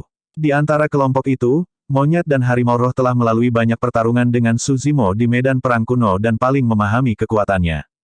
Meskipun Little Fatty dan si Jian tidak melihat Suzimo selama bertahun-tahun, kesan mereka tentang dia sama seperti 20 tahun yang lalu. Di danau, setelah melahap Suzimo, buaya Frost kuno melayang di tempat aslinya dengan tenang dan tidak bergerak, seolah-olah mencoba merasakan sesuatu. Sesaat kemudian, tiba-tiba membuka mulutnya dan mengeluarkan jeritan tragis, matanya dipenuhi dengan rasa sakit yang tak ada habisnya. Tepat di depan semua orang, arus air yang mengalir keluar dari mulut buaya Frost kuno terbakar dengan lapisan api yang tipis. Desir, api yang menyala dari dalam tubuh buaya Frost kuno dan menutupinya seketika, mengubah tubuh besar itu transparan dari panas. Di dalam tubuh buaya Frost kuno, sosok samar dari binatang raksasa seperti naga bisa terlihat, melebarkan sayapnya dan mengaum ke langit dengan lava menyembur keluar dari mulutnya. Ah! Little Fatty menyadari dan berteriak, itu ular terbang primordial yang legendaris. Tidak buruk, monyet dan yang lainnya mengangguk. Buaya Frost kuno termasuk ujung ekstrim dari spektrum dingin sementara ular melonjak adalah makhluk surgawi dari api dan termasuk di ujung ekstrim spektrum panas. Perbedaan antara dingin dan panas menghasilkan reaksi intens di tubuh buaya Frost kuno yang menghasilkan kekuatan penghancur. Dalam waktu kurang dari beberapa tarikan napas, nyawa Frost Crocodile terhapus seluruhnya. Suzimo pecah dengan hantu Suzimo primordial di belakang punggungnya, berdiri di antara kobaran api dengan aura deras. Air danau yang awalnya sangat dingin sudah mulai menggelegak karena panas. Danau itu sekarang mendidih. Bab 686, Diagram 9 Istana. Mata Little Fatty dan si Jian melebar tak percaya. Cara itu jauh dari kekuatan surgawi legendaris untuk bisa membakar langit dan mendidihkan lautan. Paling-paling, itu hanya bisa mendidihkan danau. Namun, dampak visual yang ditimbulkan oleh pemandangan itu terlalu mengejutkan. Ketakutan memenuhi mata buaya Frost kuno lainnya dan dia berbalik untuk melarikan diri. Pergi. Suzimo mengangkat tangannya dan menunjuk ke depan. Ular melonjak primordial di belakangnya melebarkan sayapnya dan merobek lapisan ombak, menyebabkan danau menggelembung dan mendidih dimanapun ia lewat. Hampir seketika, ular melonjak tiba di atas buaya Frost kuno dan melahapnya dalam satu suap. Astaga! Buaya Frost kuno berjuang dan melolong sedih di dalam perut ular melonjak, menyebabkan api tak berujung melonjak di dalam dan di luar tubuh yang terakhir. Tak lama, itu dibakar menjadi abu yang tersebar di danau. Tidak peduli seberapa keras buaya Frost kuno itu atau seberapa kuat garis keturunan yang dimilikinya, ia tidak dapat melakukan apapun terhadap kehadiran ular melonjak primordial. The Soaring Serpent adalah makhluk surgawi dari api. Kembali di era primordial, ia bahkan berani menjelajahi lautan dalam, apalagi danau kecil seperti itu. Semua orang di penghalang anti-water bed menghela nafas lega. Tanpa ancaman buaya Frost kuno, manik anti-air masih bisa bertahan untuk jangka waktu tertentu. Tiba-tiba, sesuatu bergerak dalam arus air di kedalaman danau. Semua orang di anti-water bed terkesima sekali lagi, menatap sekeliling dengan mata melebar. Seolah-olah penyelaman mereka ke dalam danau telah memperingatkan bentuk kehidupan tertentu di dalamnya. Gerakan semakin intensif dan datang dari segala arah. Namun, hal yang aneh adalah tidak peduli bagaimana mereka mencoba, mereka tidak dapat mendeteksi tanda-tanda kehidupan, yang mereka lihat hanyalah arus air yang mengalir menuju penghalang anti-water bed. Persepsi roh Suzimo kuat dan dia secara alami menyadari bahaya sejak lama. Namun, bahkan dengan penglihatannya yang kuat, dia tidak dapat mengidentifikasi asal-usul bahaya itu. Set, Primordial Soaring Serpent mengangkat kepalanya dan mendesis, mengamati sekeliling dengan matanya yang dingin sebagai peringatan. Astaga! Membuka mulutnya, Primordial Soaring Serpent memuntahkan lava panas yang melonjak ke perairan. Mencicit, mencicit. Tiba-tiba, suara aneh terdengar dari air di depan mereka, seolah-olah ada makhluk hidup yang memekik. Su Zimo memfokuskan pandangannya. Di dalam danau, ada lengan tebal dan tipis yang tak terhitung jumlahnya yang berasal dari setan ikan panjang yang melolong dan berteriak. Mulut mereka yang menganga dilapisi dengan gigi tajam yang berkilauan dengan kilatan dingin. Tubuh iblis ikan itu hampir transparan dan sulit untuk mengidentifikasi mereka saat mereka bergerak di dalam air. Jika bukan karena lahar merah menyala di tubuh mereka, bahkan Su Zimo akan kesulitan mengidentifikasi keberadaan mereka. Ikan perak yang haus darah. Su Zimo terkejut. Silverfish yang haus darah dan ular yang melonjak adalah makhluk dari era primordial. Yang pertama kejam, haus darah dan mengunyah setiap hal yang mereka temui, mereka adalah binatang buas yang tidak rasional dan tidak menunjukkan rasa takut. Hal yang paling menakutkan adalah bahwa silverfish yang haus darah pindah ke sekolah. Setiap saat, ratusan atau ribuan silverfish yang haus darah bisa muncul. Kehidupan tidak ada dimanapun mereka lewat, tidak meninggalkan apapun selain mayat di belakang mereka. Bahkan senjata roh yang sempurna akan dicabik-cabik oleh silverfish yang haus darah, apalagi tubuh daging. Di lautan dalam di era primordial, bahkan iblis terkuat di dalamnya akan menjauh ketika mereka bertemu dengan silverfish yang haus darah. Su Zimo tidak menyangka bahwa dia akan memancing hal-hal yang haus darah ini setelah memanggil Primordial Soaring Serpent. Di mata silverfish yang haus darah, tidak masalah jika mereka menghadapi Soaring Serpent atau Divine Turtle, mereka menerjang segala sesuatu yang menunjukkan tanda-tanda kehidupan. Mencicit, mencicit. Banyak silverfish yang haus darah dibakar sampai mati oleh lava yang dimuntahkan Soaring Serpent. Namun, lebih banyak lagi ikan perak haus darah melonjak ke depan dan menggerogoti fenomena inti emas Su Zimo tanpa henti. Sebagian kecil dari ikan perak haus darah berenang ke tempat monyet dan yang lainnya berada dan mulai menyerang penghalang manik anti-air. Penghalang itu menunjukkan tanda-tanda disipasi. Retakan lain muncul di anti-water bed. Su Zimo menyalurkan energi rohnya untuk mengendalikan fenomena inti emasnya, membersihkan ikan perak yang haus darah di dekat manik anti-air sambil berteriak, cepat dan turun. Dasar danau tepat di bawah. Lihat apakah Anda dapat menemukan pintu masuk makam. Petik 2. Selama pertarungannya dengan buaya Frost kuno sebelumnya, tubuh Su Zimo melebar hingga ketinggian 100 kaki dan kakinya menyentuh dasar danau, itulah bagaimana dia tahu mereka dekat. Mata semua orang menyala dan harapan menyala kembali di hati mereka. Berdengung, berdengung. Lebih banyak ikan perak haus darah melonjak ke depan dan mengunyah fenomena inti emas Su Zimo. Cahaya dari Primordial Soaring Serpent sudah mulai berkurang. Fenomena inti emas hampir menghilang. Bagaimanapun, ini adalah fenomena yang diciptakan oleh energi roh dan bukan tubuh sebenarnya dari ular melonjak, bahkan fenomena ular melonjak menunjukkan tanda-tanda kekalahan melawan gigitan tanpa henti dari ikan perak haus darah. Saya melihatnya. Saat itu, suara Little Fatty bergema penuh semangat dari dasar danau. Di sebelah barat dasar danau, ada pintu masuk berbentuk setengah lingkaran yang jelas ke makam dengan lebar 20 kaki dan tinggi 50 kaki. Meskipun puluhan ribu tahun telah berlalu, itu masih terlihat sangat megah. Little Fatty menggerakkan manik anti-air dan maju menuju makam. Ada pintu batu raksasa di pintu masuk makam tanpa pegangan di atasnya. Biarkan aku mencoba dan mengangkat pintu batu ini. Harimau roh menyatakan dengan berani. King memelototi harimau roh dan memarahi, berdiri di samping. Jangan ikut campur secara membabi buta jika Anda tidak ingin mati. Petik 2. Dengan itu, King berbalik untuk melihat Little Fatty. Harimau roh itu juga melirik secara naluriah. Little Fatty berdiri di tempat, menatap tanah di pintu masuk makam tanpa bergerak seolah-olah dia sedang kesurupan. Dia memiliki ekspresi muram yang tidak terlihat bagus. Diagram kisi terukir di tanah di pintu masuk makam dengan 9 kotak identik, itu terlihat sangat misterius. Harimau roh merasakan perasaan gentar. Jelas itu adalah segel yang ditinggalkan oleh pemilik makam. Jika dia menerobos masuk dengan paksa sebelumnya, dia mungkin sudah memicu segel dan mati di tempat. Jangan khawatir, aku akan menahan gegat ini. Cepat dan cobalah untuk menghilangkannya sesegera mungkin. Petik 2. Punggung Su Zimo menghadap kelompok itu saat dia bertarung melawan ikan perak haus darah di depannya, mencoba yang terbaik untuk memperjuangkan waktu demi si gendut kecil.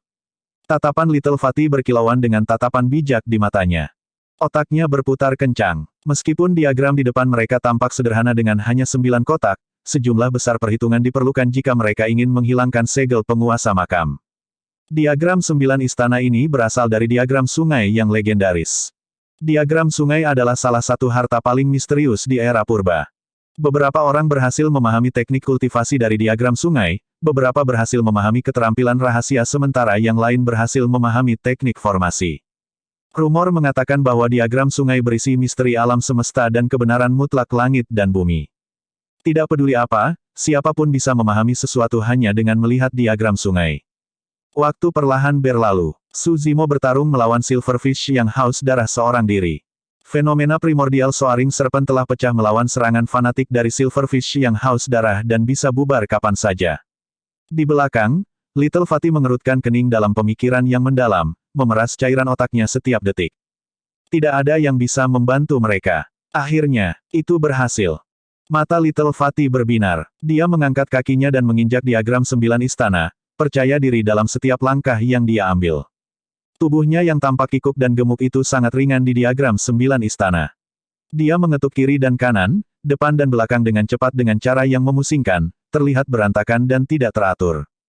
Membuka, Little Fatty berteriak dengan langkah terakhirnya. Bang! Ledakan! Ledakan! Pintu batu naik disertai dengan ledakan besar. Bab 687, pertama tiba. Tampaknya ada energi misterius di dalam makam. Meski pintu masuknya terbuka, air danau tidak bisa meresap ke dalam. Cepat, ayo masuk. Little Fatty memberi isyarat dan membawa semua orang masuk. Ketika dia melihat itu, Su Zimo juga tidak terus bertarung melawan ikan perak yang haus darah. Dia mundur dan melesat melalui air seperti ikan, meninggalkan aliran riak di belakangnya. Dalam sekejap mata, dia sudah memasuki makam. Mata semua orang menyala. Si Jian tidak bisa tidak memuji, Saudara Su, kekuatan tempur dan teknik gerakanmu tampaknya tidak terpengaruh bahkan di dalam air. Menakjubkan. Su Zimo juga bingung tentang itu. Biasanya, binatang iblis atau pembudidaya manusia di tanah secara alami akan terpengaruh dalam hal kekuatan tempur dan teknik gerakan saat memasuki air. Bagaimanapun, sebagian besar binatang iblis dan pembudidaya terbiasa menjalani kehidupan di darat dan struktur fisik serta kebiasaan mereka sangat berbeda dari makhluk hidup di bawah air. Tidak mungkin bagi mereka untuk beradaptasi dengan lingkungan asing di bawah air. Selain itu, ada ketahanan air yang semakin kuat semakin dalam mereka berada di bawah air. Namun, untuk beberapa alasan yang tidak diketahui, Su Zimo tidak dapat merasakan perlawanan itu ketika dia berada di air dan beradaptasi hampir seketika. Tubuhnya seolah menyatu dengan air di sekelilingnya. Seolah-olah dia tumbuh besar dengan hidup di bawah air. Tentu saja, itu hanya pemikiran sekilas bagi Su Zimo yang tidak terlalu dia pedulikan.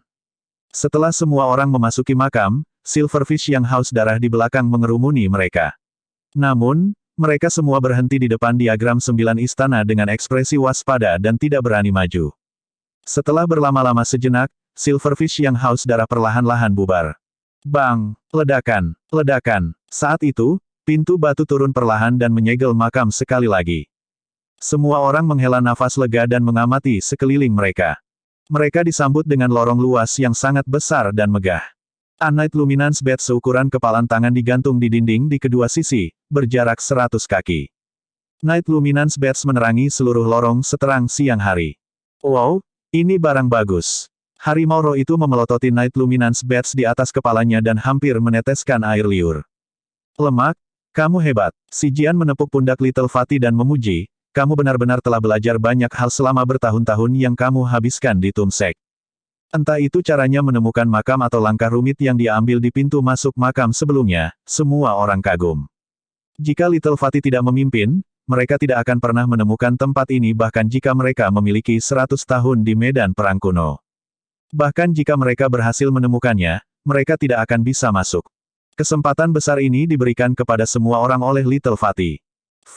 Little Fatty tersenyum dan tidak mengatakan apa-apa. Su Zimo sedikit mengernyitkan alisnya. Sepertinya ada yang salah dengan cara Little Fatty bertindak.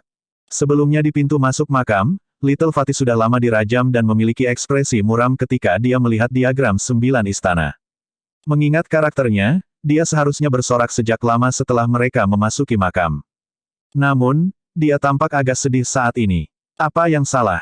Su Zimo bertanya, apakah sesuatu terjadi? Little Fatty menggertakkan giginya. Kita mungkin terlambat. Saat harimau roh mendengar itu, dia menjadi cemas dan bertanya, apa maksudmu dengan terlambat? Little Fatty menjawab dengan muram, sepanjang jalan, saya tidak melihat sesuatu yang mencurigakan jadi saya pikir kami yang pertama memasuki tempat ini. Namun, jelas dari diagram 9 istana di pintu masuk makam bahwa seseorang tiba sebelum kita. Ah, semua orang tampak terkejut. Little Fatty menjelaskan, puluhan ribu tahun telah berlalu dan seharusnya ada lapisan debu tebal di tanah di pintu masuk makam. Namun, dari diagram 9 istana, jelas bahwa seseorang telah tiba di depan kita dan menyeka debu di permukaan tanah. Bahkan jika dia menyeka debu, dia mungkin tidak akan bisa memasuki tempat ini. Singa Emas berkata, diagram 9 istana sangat kompleks. Hanya ada beberapa orang di dunia ini yang bisa memecahkannya. Pada saat itu, Singa Emas tiba-tiba terdiam. Semua orang bertukar pandang dan sebuah pikiran terlintas di benak mereka. Jika Little Fatty bisa menemukan tempat ini dan memecahkan segel diagram 9 istana, ini berarti ada kemungkinan besar kakak senior Little Fatty bisa melakukan hal yang sama. Seketika, sebagian besar kegembiraan semua orang sebelumnya terhapus. Jika kakak laki-laki Little Fatty telah tiba lebih dulu, dia pasti tidak akan meninggalkan harta apapun untuk mereka, harta paling berharga dari makam secara alami akan diambil juga. Harimau roh itu menghela nafas dan bergumam dengan sedih, sungguh selimut yang basah. Kami melakukan perjalanan tanpa biaya. Dia menatap Night Luminance Badge di atas kepalanya. Bagaimana kalau melepas Night Luminance Badge ini? Kita tidak mungkin pergi tanpa apa-apa. King mengerutkan kening dan menendang harimau roh agar yang terakhir menutup mulutnya. Kakak seniormu pasti lebih mampu jika dia berhasil tiba lebih dulu. Suzimo berkata dengan muram, tidak ada bau darah atau tanda-tanda perkelahian yang terjadi setelah kita memasuki danau. Ini membuktikan bahwa dia berhasil menghindari deteksi buaya Frost kuno, Silverfish yang haus darah, dan banyak bentuk kehidupan punah lainnya untuk berhasil memasuki makam ini. Pada saat itu, sebuah pikiran samar melintas di benak Suzimo.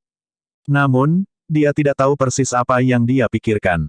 Little Fatty menggelengkan kepalanya. Saya sangat mengenal kakak senior saya. Meskipun dia jelas lebih kuat dariku dalam pertarungan, dia tidak berada pada level di mana dia bisa sepenuhnya menghindari deteksi dari semua orang. Seorang ahli pasti membantunya. Petik 2. Ayo pergi. Suzimo berkomentar, karena kita sudah berada di sini, apapun yang terjadi, kita harus masuk. Kita tidak bisa begitu saja berbalik dan pergi.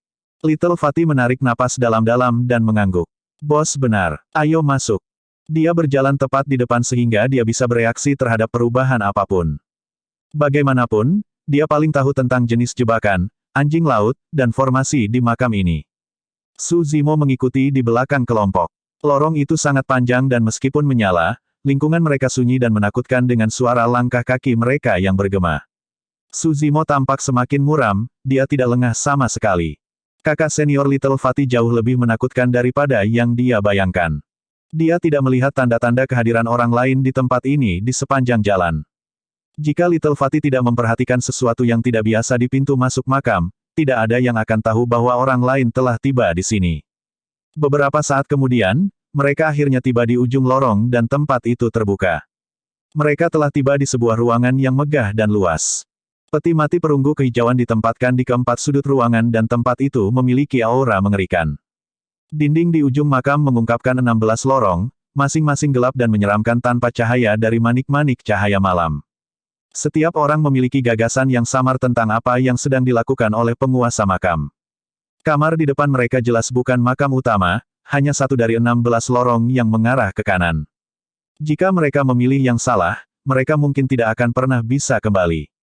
Little Fatty berdiri di tempatnya dan menghitung untuk waktu yang lama sebelum menunjuk ke lorong ketujuh dari kiri. Cara ini. Dengan mengatakan itu, dia mempersiapkan dirinya untuk masuk ke kamar. Suzimo sedikit mengernyit dan berkata dengan ekspresi muram, ada yang aneh dengan kamar ini. Semuanya, hati-hati. Bab 688, Kerangka Sosok Perkasa. Persepsi roh Suzimo tidak terlalu berguna di kamar mengerikan itu. Namun, saat dia melihat ruangan itu, dia merasakan bahaya yang menghilang segera setelahnya. Legenda mengatakan bahwa tokoh perkasa kuno memiliki kekuatan dharma yang tak terbatas dan cara mereka bahkan bisa menyembunyikan rahasia surgawi, apalagi persepsi roh Suzimo. Tidak apa-apa, ikuti aku. Little Fatty tersenyum dan menuju ke lorong ketujuh. Suzimo dan yang lainnya mengikuti dari belakang. Harimau roh itu melihat sekeliling dengan sembunyi-sembunyi. Bos, Fatih, keempat peti mati itu terlihat sangat tua dan belum ada yang membukanya sebelumnya. Ayo pergi dan periksa apakah ada harta karun yang tersembunyi di dalamnya. Harimau roh itu mencibir. Jangan pergi. Su Zimo menggelengkan kepalanya dengan tatapan tajam. Harimau roh segera tegak setelah bertemu dengan tatapan Su Zimo dan tidak lagi berani memikirkan pikiran-pikiran itu. Tiba-tiba, keributan pecah di keempat sudut ruangan.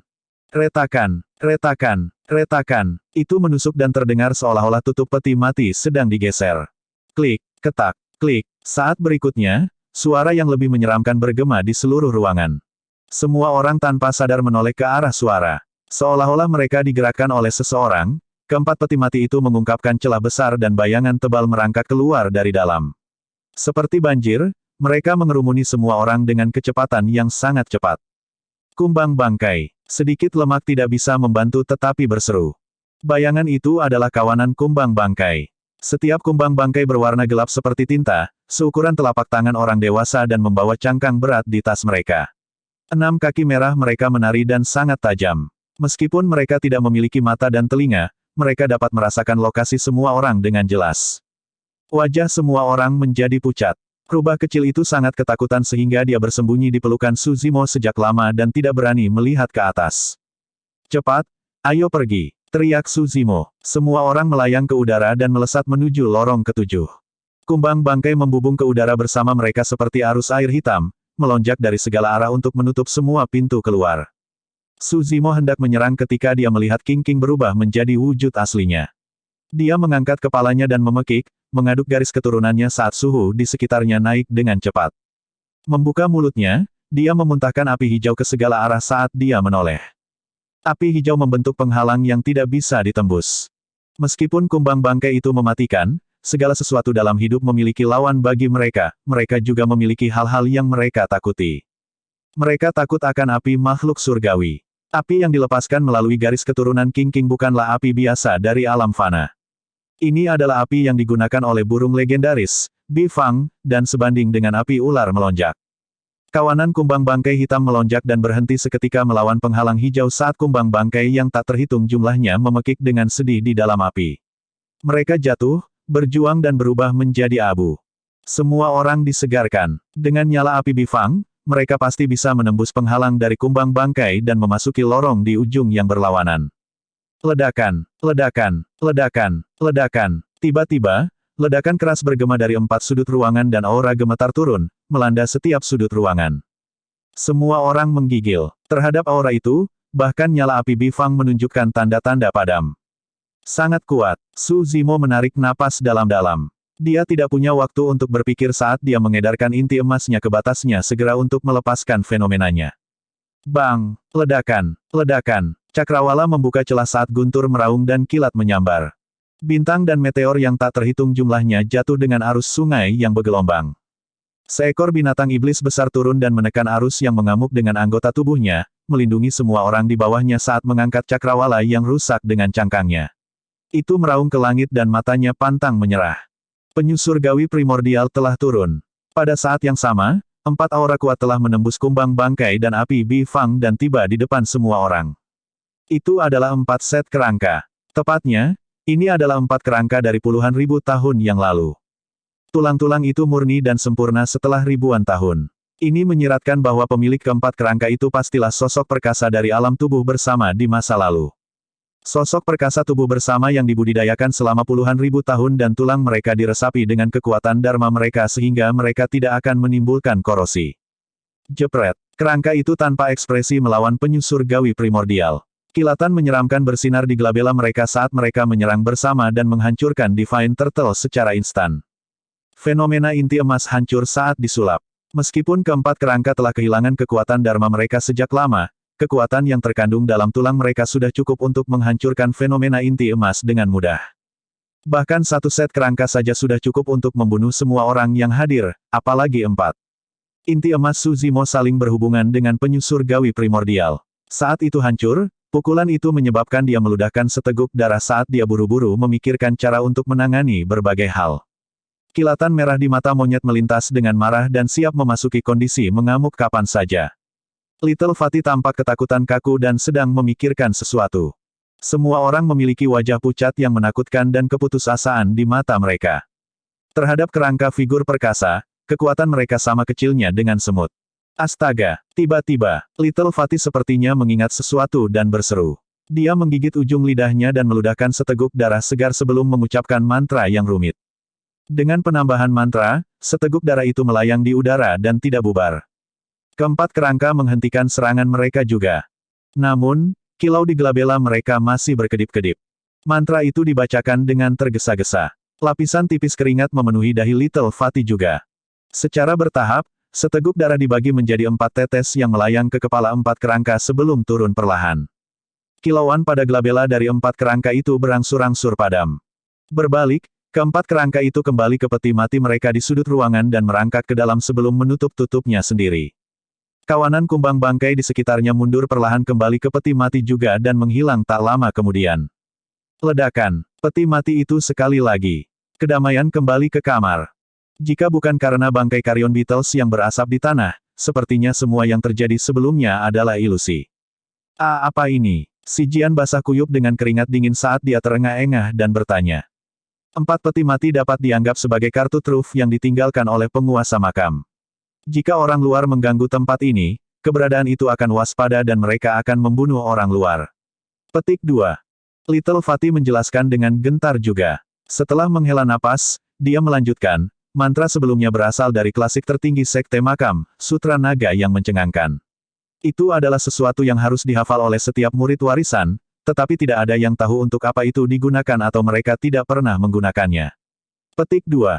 Namun, Tuan pernah menyebutkan bahwa pada saat kritis, mantra itu dapat digunakan untuk membuktikan identitas seseorang sebagai murid sekte makam.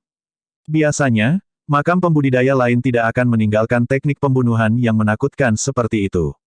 Secara alami, tidak ada gunanya mantra itu dan itu tidak berguna hampir sepanjang waktu. Namun, pemilik makam ini telah menetapkan batasan yang tak terhitung jumlahnya untuk memastikan bahwa warisannya hanya diturunkan kepada mereka yang ada di sekte makam. Dengan itu, ada tujuan dari mantra itu. Kali ini, si Jian mengerti saat dia berkata dengan ketakutan yang tersisa, tidak peduli apa, aku tidak akan pernah memasuki makam sekte makam lagi. Tiba-tiba, Su Zimo berkata, mari kita bicarakan ini nanti, si gendut kecil. Cepat dan temukan makam utama. Sebelumnya, saya merasakan beberapa aktivitas di kedalaman makam ini. Ada orang lain di sini. Maksudmu, mata Little Fatty berbinar. Ada kemungkinan besar bahwa kakak laki-lakinya baru saja tiba sedikit sebelum dia dan belum pergi. Bab 689, Jalan Hidup dan Mati. Di bawah pimpinan Little Fatty, semua orang bergegas ke lorong ketujuh. Setelah manuver dan belokan yang tak terhitung jumlahnya, titik cahaya muncul di depan, itu jelas merupakan akhir dari lorong. Semua orang disegarkan dan dibuat tergesa-gesa. Setelah keluar dari lorong, penglihatan mereka terbuka dan mereka menemukan diri mereka berada di ruang makam lain. Kali ini, ada 8 lorong gelap di ujung ruangan yang lain, jelas bahwa mereka harus membuat keputusan lain. Semua orang serempak menoleh ke Little Fatty. Dia mengeluarkan kompas geomantik dan mengarahkannya sesuai dengan teknik rahasia sekte makam. Ketika dia membukanya, jarum magnet perlahan-lahan menjadi stabil dan menunjuk ke salah satu lorong. Little Fatty berseru, lewat sini. Sebelum dia selesai berbicara, dia sudah melesat ke dalam. Mereka tiba di ruangan lain di ujung lorong itu. Ada 4 bagian di ujung yang berlawanan. Si Jian kehabisan napas dan tidak bisa berkata-kata. Benar-benar ada sesuatu yang salah di kepala kalian dari Tumsek. Bukankah cara ini terlalu berhati-hati? Petik 2. Little Fatty mengeluarkan kompas geomantik sekali lagi dan menerima arahan tak lama kemudian. Dia melesat menuju lorong di paling kiri dan semua orang mengikutinya. Harimau roh itu mengangkat kepalanya yang besar dan berkata dengan percaya diri, jika aku tidak salah, di akhir lorong ini, seharusnya ada ruangan lain dengan 2 lorong. Little Fatty mengangguk. Kamu benar, ada total 32 makam pengalih di luar.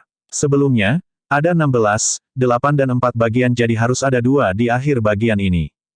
Aku hebat, kan? Harimau roh beringsut lebih dekat ke King King dan berkomentar dengan puas. King King cemberut bibirnya. Memang, ketika mereka keluar dari lorong, mereka bertemu dengan kamar lain dengan 2 lorong yang berlawanan. Di atas lorong di sebelah kiri ada kata raksasa, hidup. Di atas lorong di sebelah kanan ada kata raksasa, mati. Jalan hidup dan mati ada di depan mereka, setiap orang harus membuat pilihan sekali lagi. Mereka menoleh serempak ke arah kompas geomantik di tangan Little Fatty. Pada saat itu, jarum magnet kompas geomantik berada dalam kekacauan total dan berputar liar. Apa yang terjadi? Su Zimo sedikit mengernyit. Little Fatty memiliki ekspresi muram dan berkata dengan nada gelap, Feng Shui tempat ini kacau dan kompas geomantik tidak berguna di sini. Ini adalah ujian terakhir yang ditinggalkan oleh penguasa makam. Salah satu jalan ini pasti mengarah ke makam utama yang sebenarnya. Bagaimana kita harus memilih? Tanya Su Zimo. Saya tidak tahu. Little Fatty menggelengkan kepalanya dan merenung. Hei, bukankah kamu hebat?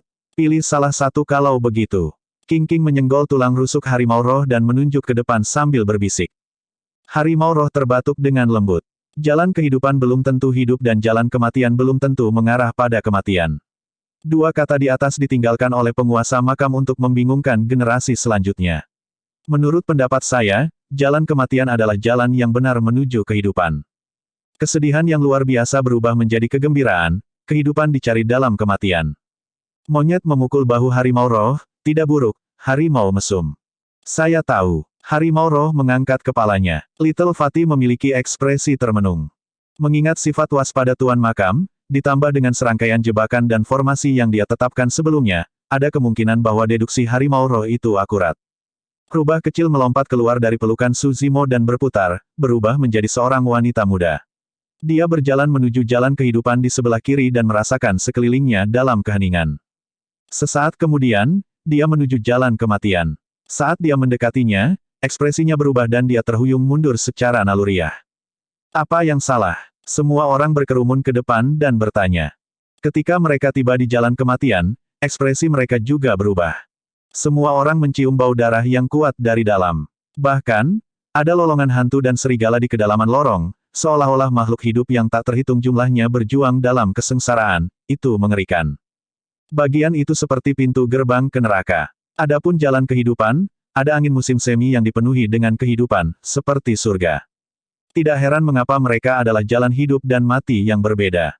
King menganalisis, ada kemungkinan besar bahwa ada makam yang sebenarnya di ujung jalan kehidupan dan seharusnya di sana ada makam utama. Itu benar, kita punya ide yang sama, harimau roh itu menyeringai dengan sikap menggoda. Singa emas mengangguk, kami hanya bisa bergerak mundur. Jalan dengan bau darah yang menyengat ini mungkin merupakan jalan kehidupan yang sebenarnya. Tidak mungkin. Tiba-tiba, Su Zimo menggelengkan kepalanya dan menolak tebakan semua orang. Aura di dalam lorong sangat jelas dan jelas. Mengapa Tuan Makam harus melalui kerumitan menambahkan kata hidup dan mati di atas bagiannya masing-masing? Petik 2. Semua orang tercengang. Su Zimo benar. Dari perspektif itu, tidak perlu bagi penguasa makam untuk meninggalkan kata-kata itu. Little Fatty bertanya, bagaimana menurutmu, bos? Su Zimo berkata dengan muram, kata-kata itu seharusnya menjadi instruksi yang ditinggalkan untuk generasi selanjutnya oleh penguasa makam. Lintasan dengan kehidupan adalah jalan sejati menuju kehidupan dan lintasan lainnya mengarah ke jalan kematian yang tidak dapat diubah. Hampir semua orang terlalu memperumit masalah ini. Namun, tidak ada yang berpikir bahwa jalan kehidupan benar-benar mengarah pada kehidupan sementara jalan kematian benar-benar mengarah pada kematian. Little Fatty menamparkan pahanya. Saya percaya pada bos. Mari kita menuju jalan kehidupan. Bagaimana dengan ini? Su Zimo berkata, aku akan melewati jalan ini dengan Little Fatty dulu dan kalian bisa menunggu di luar. Jika kita tidak kembali dalam waktu 1 jam. Tidak perlu. Monyet melambaikan tangannya. Orang tambahan berarti uluran tangan tambahan. Bahkan jika ujung lorongnya adalah neraka, kita akan bisa keluar darinya bersama-sama. Betul sekali. Kita akan pergi bersama. Harimau roh dan semua orang menonjol dan berteriak juga. Baiklah, ayo kita lakukan. Su Zimo mengangguk dan mengeluarkan blood quencher dari tas penyimpanannya, berjalan di depan dengan Little Fatty. Mereka tidak hanya menghadapi kemungkinan bahaya makam, mereka juga harus menghadapi orang-orang yang telah tiba di sini sebelum mereka. Dalam waktu kurang dari 15 menit, cahaya bersinar di bagian depan terowongan. Semua orang disegarkan. Mereka tahu bahwa mereka telah memilih jalan yang benar. Swoosh, swoosh, swoosh. Semua orang bergegas ke depan dengan kecepatan penuh. Saat mereka tiba di pintu masuk, bahaya melintas di benak Su Zimo saat dia berteriak, awas. Bayangan seukuran jari menyapu seperti ular roh. Blood quencher bergetar dan bersinar merah terang. Su Zimo menebas secara terbalik ke arah bayangan. Ekspresi Su Zimo berubah. Dia tidak berhasil memotong bayangan dengan tebasan itu. Sebaliknya, bayangan itu melingkari beberapa putaran di sekitar Blood Quencher sebelum merayap ke arah Su Zimo. Su Zimo sangat tegas dan segera meninggalkan Blood Quencher. Dia jatuh ke tanah dan hampir menyatu dengannya, merayap seperti anaconda. Tanpa melihat penampilan penyerang, Su Zimo mengikuti bayangan di depannya dan melemparkan pukulan. Itu berubah menjadi segel raksasa yang turun dengan ganas. Itu adalah gerakan membunuh dari mistik klasik of the 12 Demon Kings of the Great Wilderness. Orang itu mengenakan jubah abu-abu dan tidak panik atau bingung. Memegang penggaris besi, orang itu mengetuk pergelangan tangan Su Zimo dengan kecepatan yang sangat cepat. Tatapan bingung melintas di mata Su Zimo. Gerakan pembudidaya berjubah abu-abu itu tampak familiar. Bab 690, aku akan mengenalmu bahkan jika kamu menjadi abu. Jika segel raksasa yang disulap oleh telapak tangan Su Zimo terus turun, pergelangan tangannya akan dipatahkan oleh penguasa besi di tangan pembudidaya berjubah abu-abu sebelum yang terakhir bahkan terluka. Su Zimo mendengus dingin dan matanya bersinar. Dia segera mengganti taktik dan bukannya meninju, dia membuka jarinya untuk meraih penggaris besi kultivator berjubah abu-abu. Kultivator berjubah abu-abu juga tahu konsekuensi dari ini, penggaris besinya pasti akan direnggut jika Su Zimo mendapatkannya. Berdebur, menarik serangannya segera, pembudidaya berjubah abu-abu mundur. Su Zimo sudah menduga itu. Setelah hilang, dia melangkah maju dan melemparkan pukulan. Tangan lain kultivator berjubah abu-abu itu gesit dan dengan cepat menyulap papan catur besar di telapak tangannya, menggunakannya untuk bertahan. Seni roh sangat mendominasi. Saat papan catur muncul, hampir semua kiroh di sekitarnya diserap sepenuhnya. Ledakan, tinju Su Zimo membentur papan catur dan mengeluarkan suara keras. Jepret, papan catur itu hancur. Kultivator berjubah abu-abu terhuyung beberapa langkah ke belakang tetapi tidak terluka. Ada beberapa pembudidaya yang bisa bertahan melawan serangan frontal bertenaga penuh dari Su Zimo. Mengangkat lengannya yang mati rasa, pembudidaya berjubah abu-abu itu menatap Su Zimo. Tiba-tiba, ekspresinya berubah saat dia berseru, "Ini kamu." Su Zimo tidak bergerak dan tidak melanjutkan serangannya. Dia memelototi pembudidaya berjubah abu-abu di ujung yang berlawanan dengan mata cerah. Kultivator berjubah abu-abu itu sedikit gemuk dan memiliki ciri-ciri biasa. Dia memegang penggaris besi tetapi tidak ada lencana sekte atau token padanya. Su Zimo mengangkat alisnya dan bertanya dengan tatapan menyipit, "Kamu kenal aku?" Kultivator berjubah abu-abu menghindari tatapan Su Zimo dan mendengus. Langkah kaki terdengar. Monyet dan yang lainnya sudah bergegas dan mengepung pembudidaya berjubah abu-abu dengan tatapan yang tidak ramah dan ganas. Little Fatty bergegas dengan aura yang mengesankan. Saat dia melihat pembudidaya berjubah abu-abu, Little Fatty membeku sejenak sebelum bertanya dengan ekspresi bingung di wajahnya, "Siapa kamu?" "Aduh, harimau roh itu bahkan lebih terpana. Bukankah pria ini kakak laki-lakimu, pria bernama Leng Ming?" "Tidak." Little Fatty menggelengkan kepalanya. Singa emas bertanya, "Bagaimana dia bisa memasuki tempat ini jika dia bukan kakak laki-lakimu?" Pria ini berhasil melewati buaya Frost kuno, Silverfish yang haus darah, mengungkap diagram 9 istana dan memilih semua jalan yang tepat untuk sampai ke tempat ini. Little Fatty juga sangat bingung. Monyet mengibaskannya dan berkata dengan santai, "Tidak peduli siapa dia, ayo bunuh saja dia dan tidak akan ada masalah lagi." Kultivator berjubah abu-abu tersentak kaget. "Jangan menyerang dulu." Little Fatty menahan monyet dan menilai pembudidaya berjubah abu-abu. Dia bertanya dengan tidak ramah dengan mata melebar, "Kamu tahu cara mengungkap diagram 9 istana?" "Aku bisa mengungkap sesuatu yang sederhana seperti itu ketika aku berusia 8 tahun. Kultivator berjubah abu-abu cemberut bibirnya dengan jijik. "Astaga!" Harimau roh itu mencibir dan mengutuk dalam hati, "Orang yang berada di ambang kematian ini bahkan lebih arogan dariku." Little Fatty marah tetapi dia tidak tahu bagaimana cara membantahnya. Bagaimanapun, orang ini berhasil memasuki tempat ini sebelum dia. Mengepalkan giginya, Little Fatty bertanya dengan dengki, "Bagaimana kamu menemukan tempat ini?" "Sarang dahak naga astral, sesuatu yang semudah ini tidak bisa disembunyikan dariku," jawab kultivator berjubah abu-abu dengan acuh tak acuh. Menekan amarah di hatinya, Little Fatty terengah-engah dan bertanya lagi, "Hanya murid-murid sekte makam yang bisa melewati ruang pertama. Bagaimana Anda bisa melewatinya?" "Tentu saja aku melewatinya." Kultivator berjubah abu-abu mencibir dengan mata mengejek. "Jangan bilang bahwa kamu begitu bodoh sehingga kamu pergi untuk memperingatkan 4 peti mati di sudut.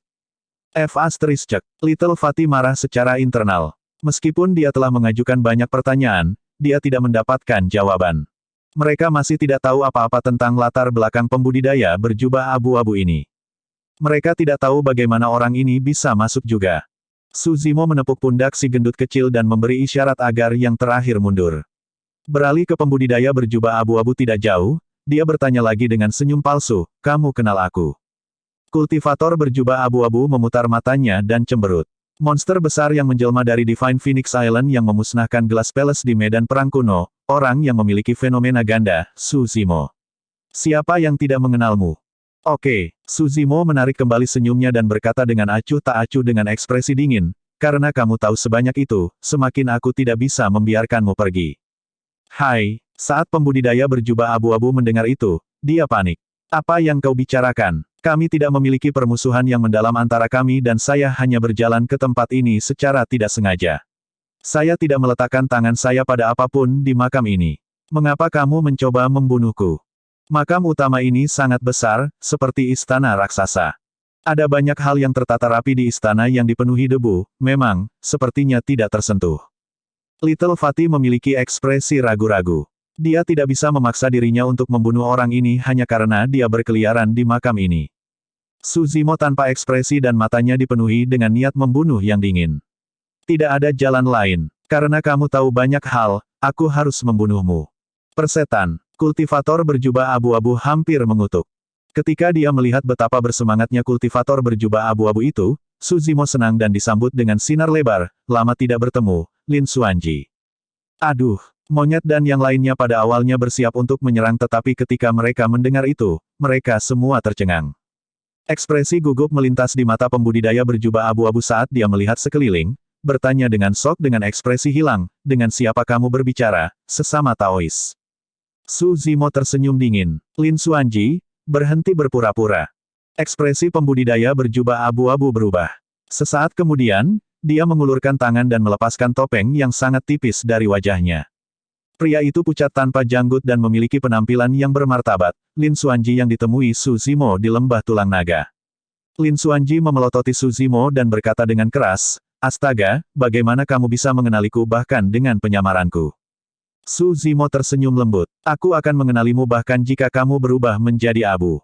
Kenyataannya, ketika mereka memasuki makam, sebuah pikiran telah terlintas di benak Suzimo. Namun, dia tidak terlalu memikirkannya. Lin Xuanji adalah seseorang yang memiliki kemampuan untuk menghindari indera buaya Frost kuno dan ikan perak yang haus darah dan menyelinap masuk ke makam. Sebelumnya, pembudidaya yang tak terhitung jumlahnya dimakamkan di hutan di luar lembah tulang naga. Namun, Lin Xuanji baik-baik saja. Seolah-olah binatang buas itu tidak bisa melihatnya sama sekali. Metode dan latar belakang pria ini sangat misterius dan Suzimo tidak tahu apa-apa tentang mereka pada awalnya. Kemudian, ketika dia mengetahui tentang Sekte Super Daratan Tianhuang, Suzimo menyadari bahwa ada kemungkinan besar orang ini berasal dari faksi paling misterius di Daratan Tianhuang, Istana Enigma. Saat dia bertukar pukulan dengan Lin Xuanji sebelumnya, Suzimo mengkonfirmasi identitas yang terakhir. Kembali di lembah tulang naga, mereka berdua bertukar pukulan sebentar dan Lin Xuanji berhasil menghilangkan segel tinju keras sanguinnya dengan mudah dengan kipas lipatnya. Itu adalah teknik yang sama persis dengan yang dia gunakan sebelumnya. Ekspresi main-main melintas di mata Suzimo saat dia mengejek, "Kamu benar-benar hebat bukan? Penerus Istana Enigma datang jauh-jauh ke sini untuk merampok makam orang lain. Tidak ada yang bisa mengenaliku jika bukan karenamu."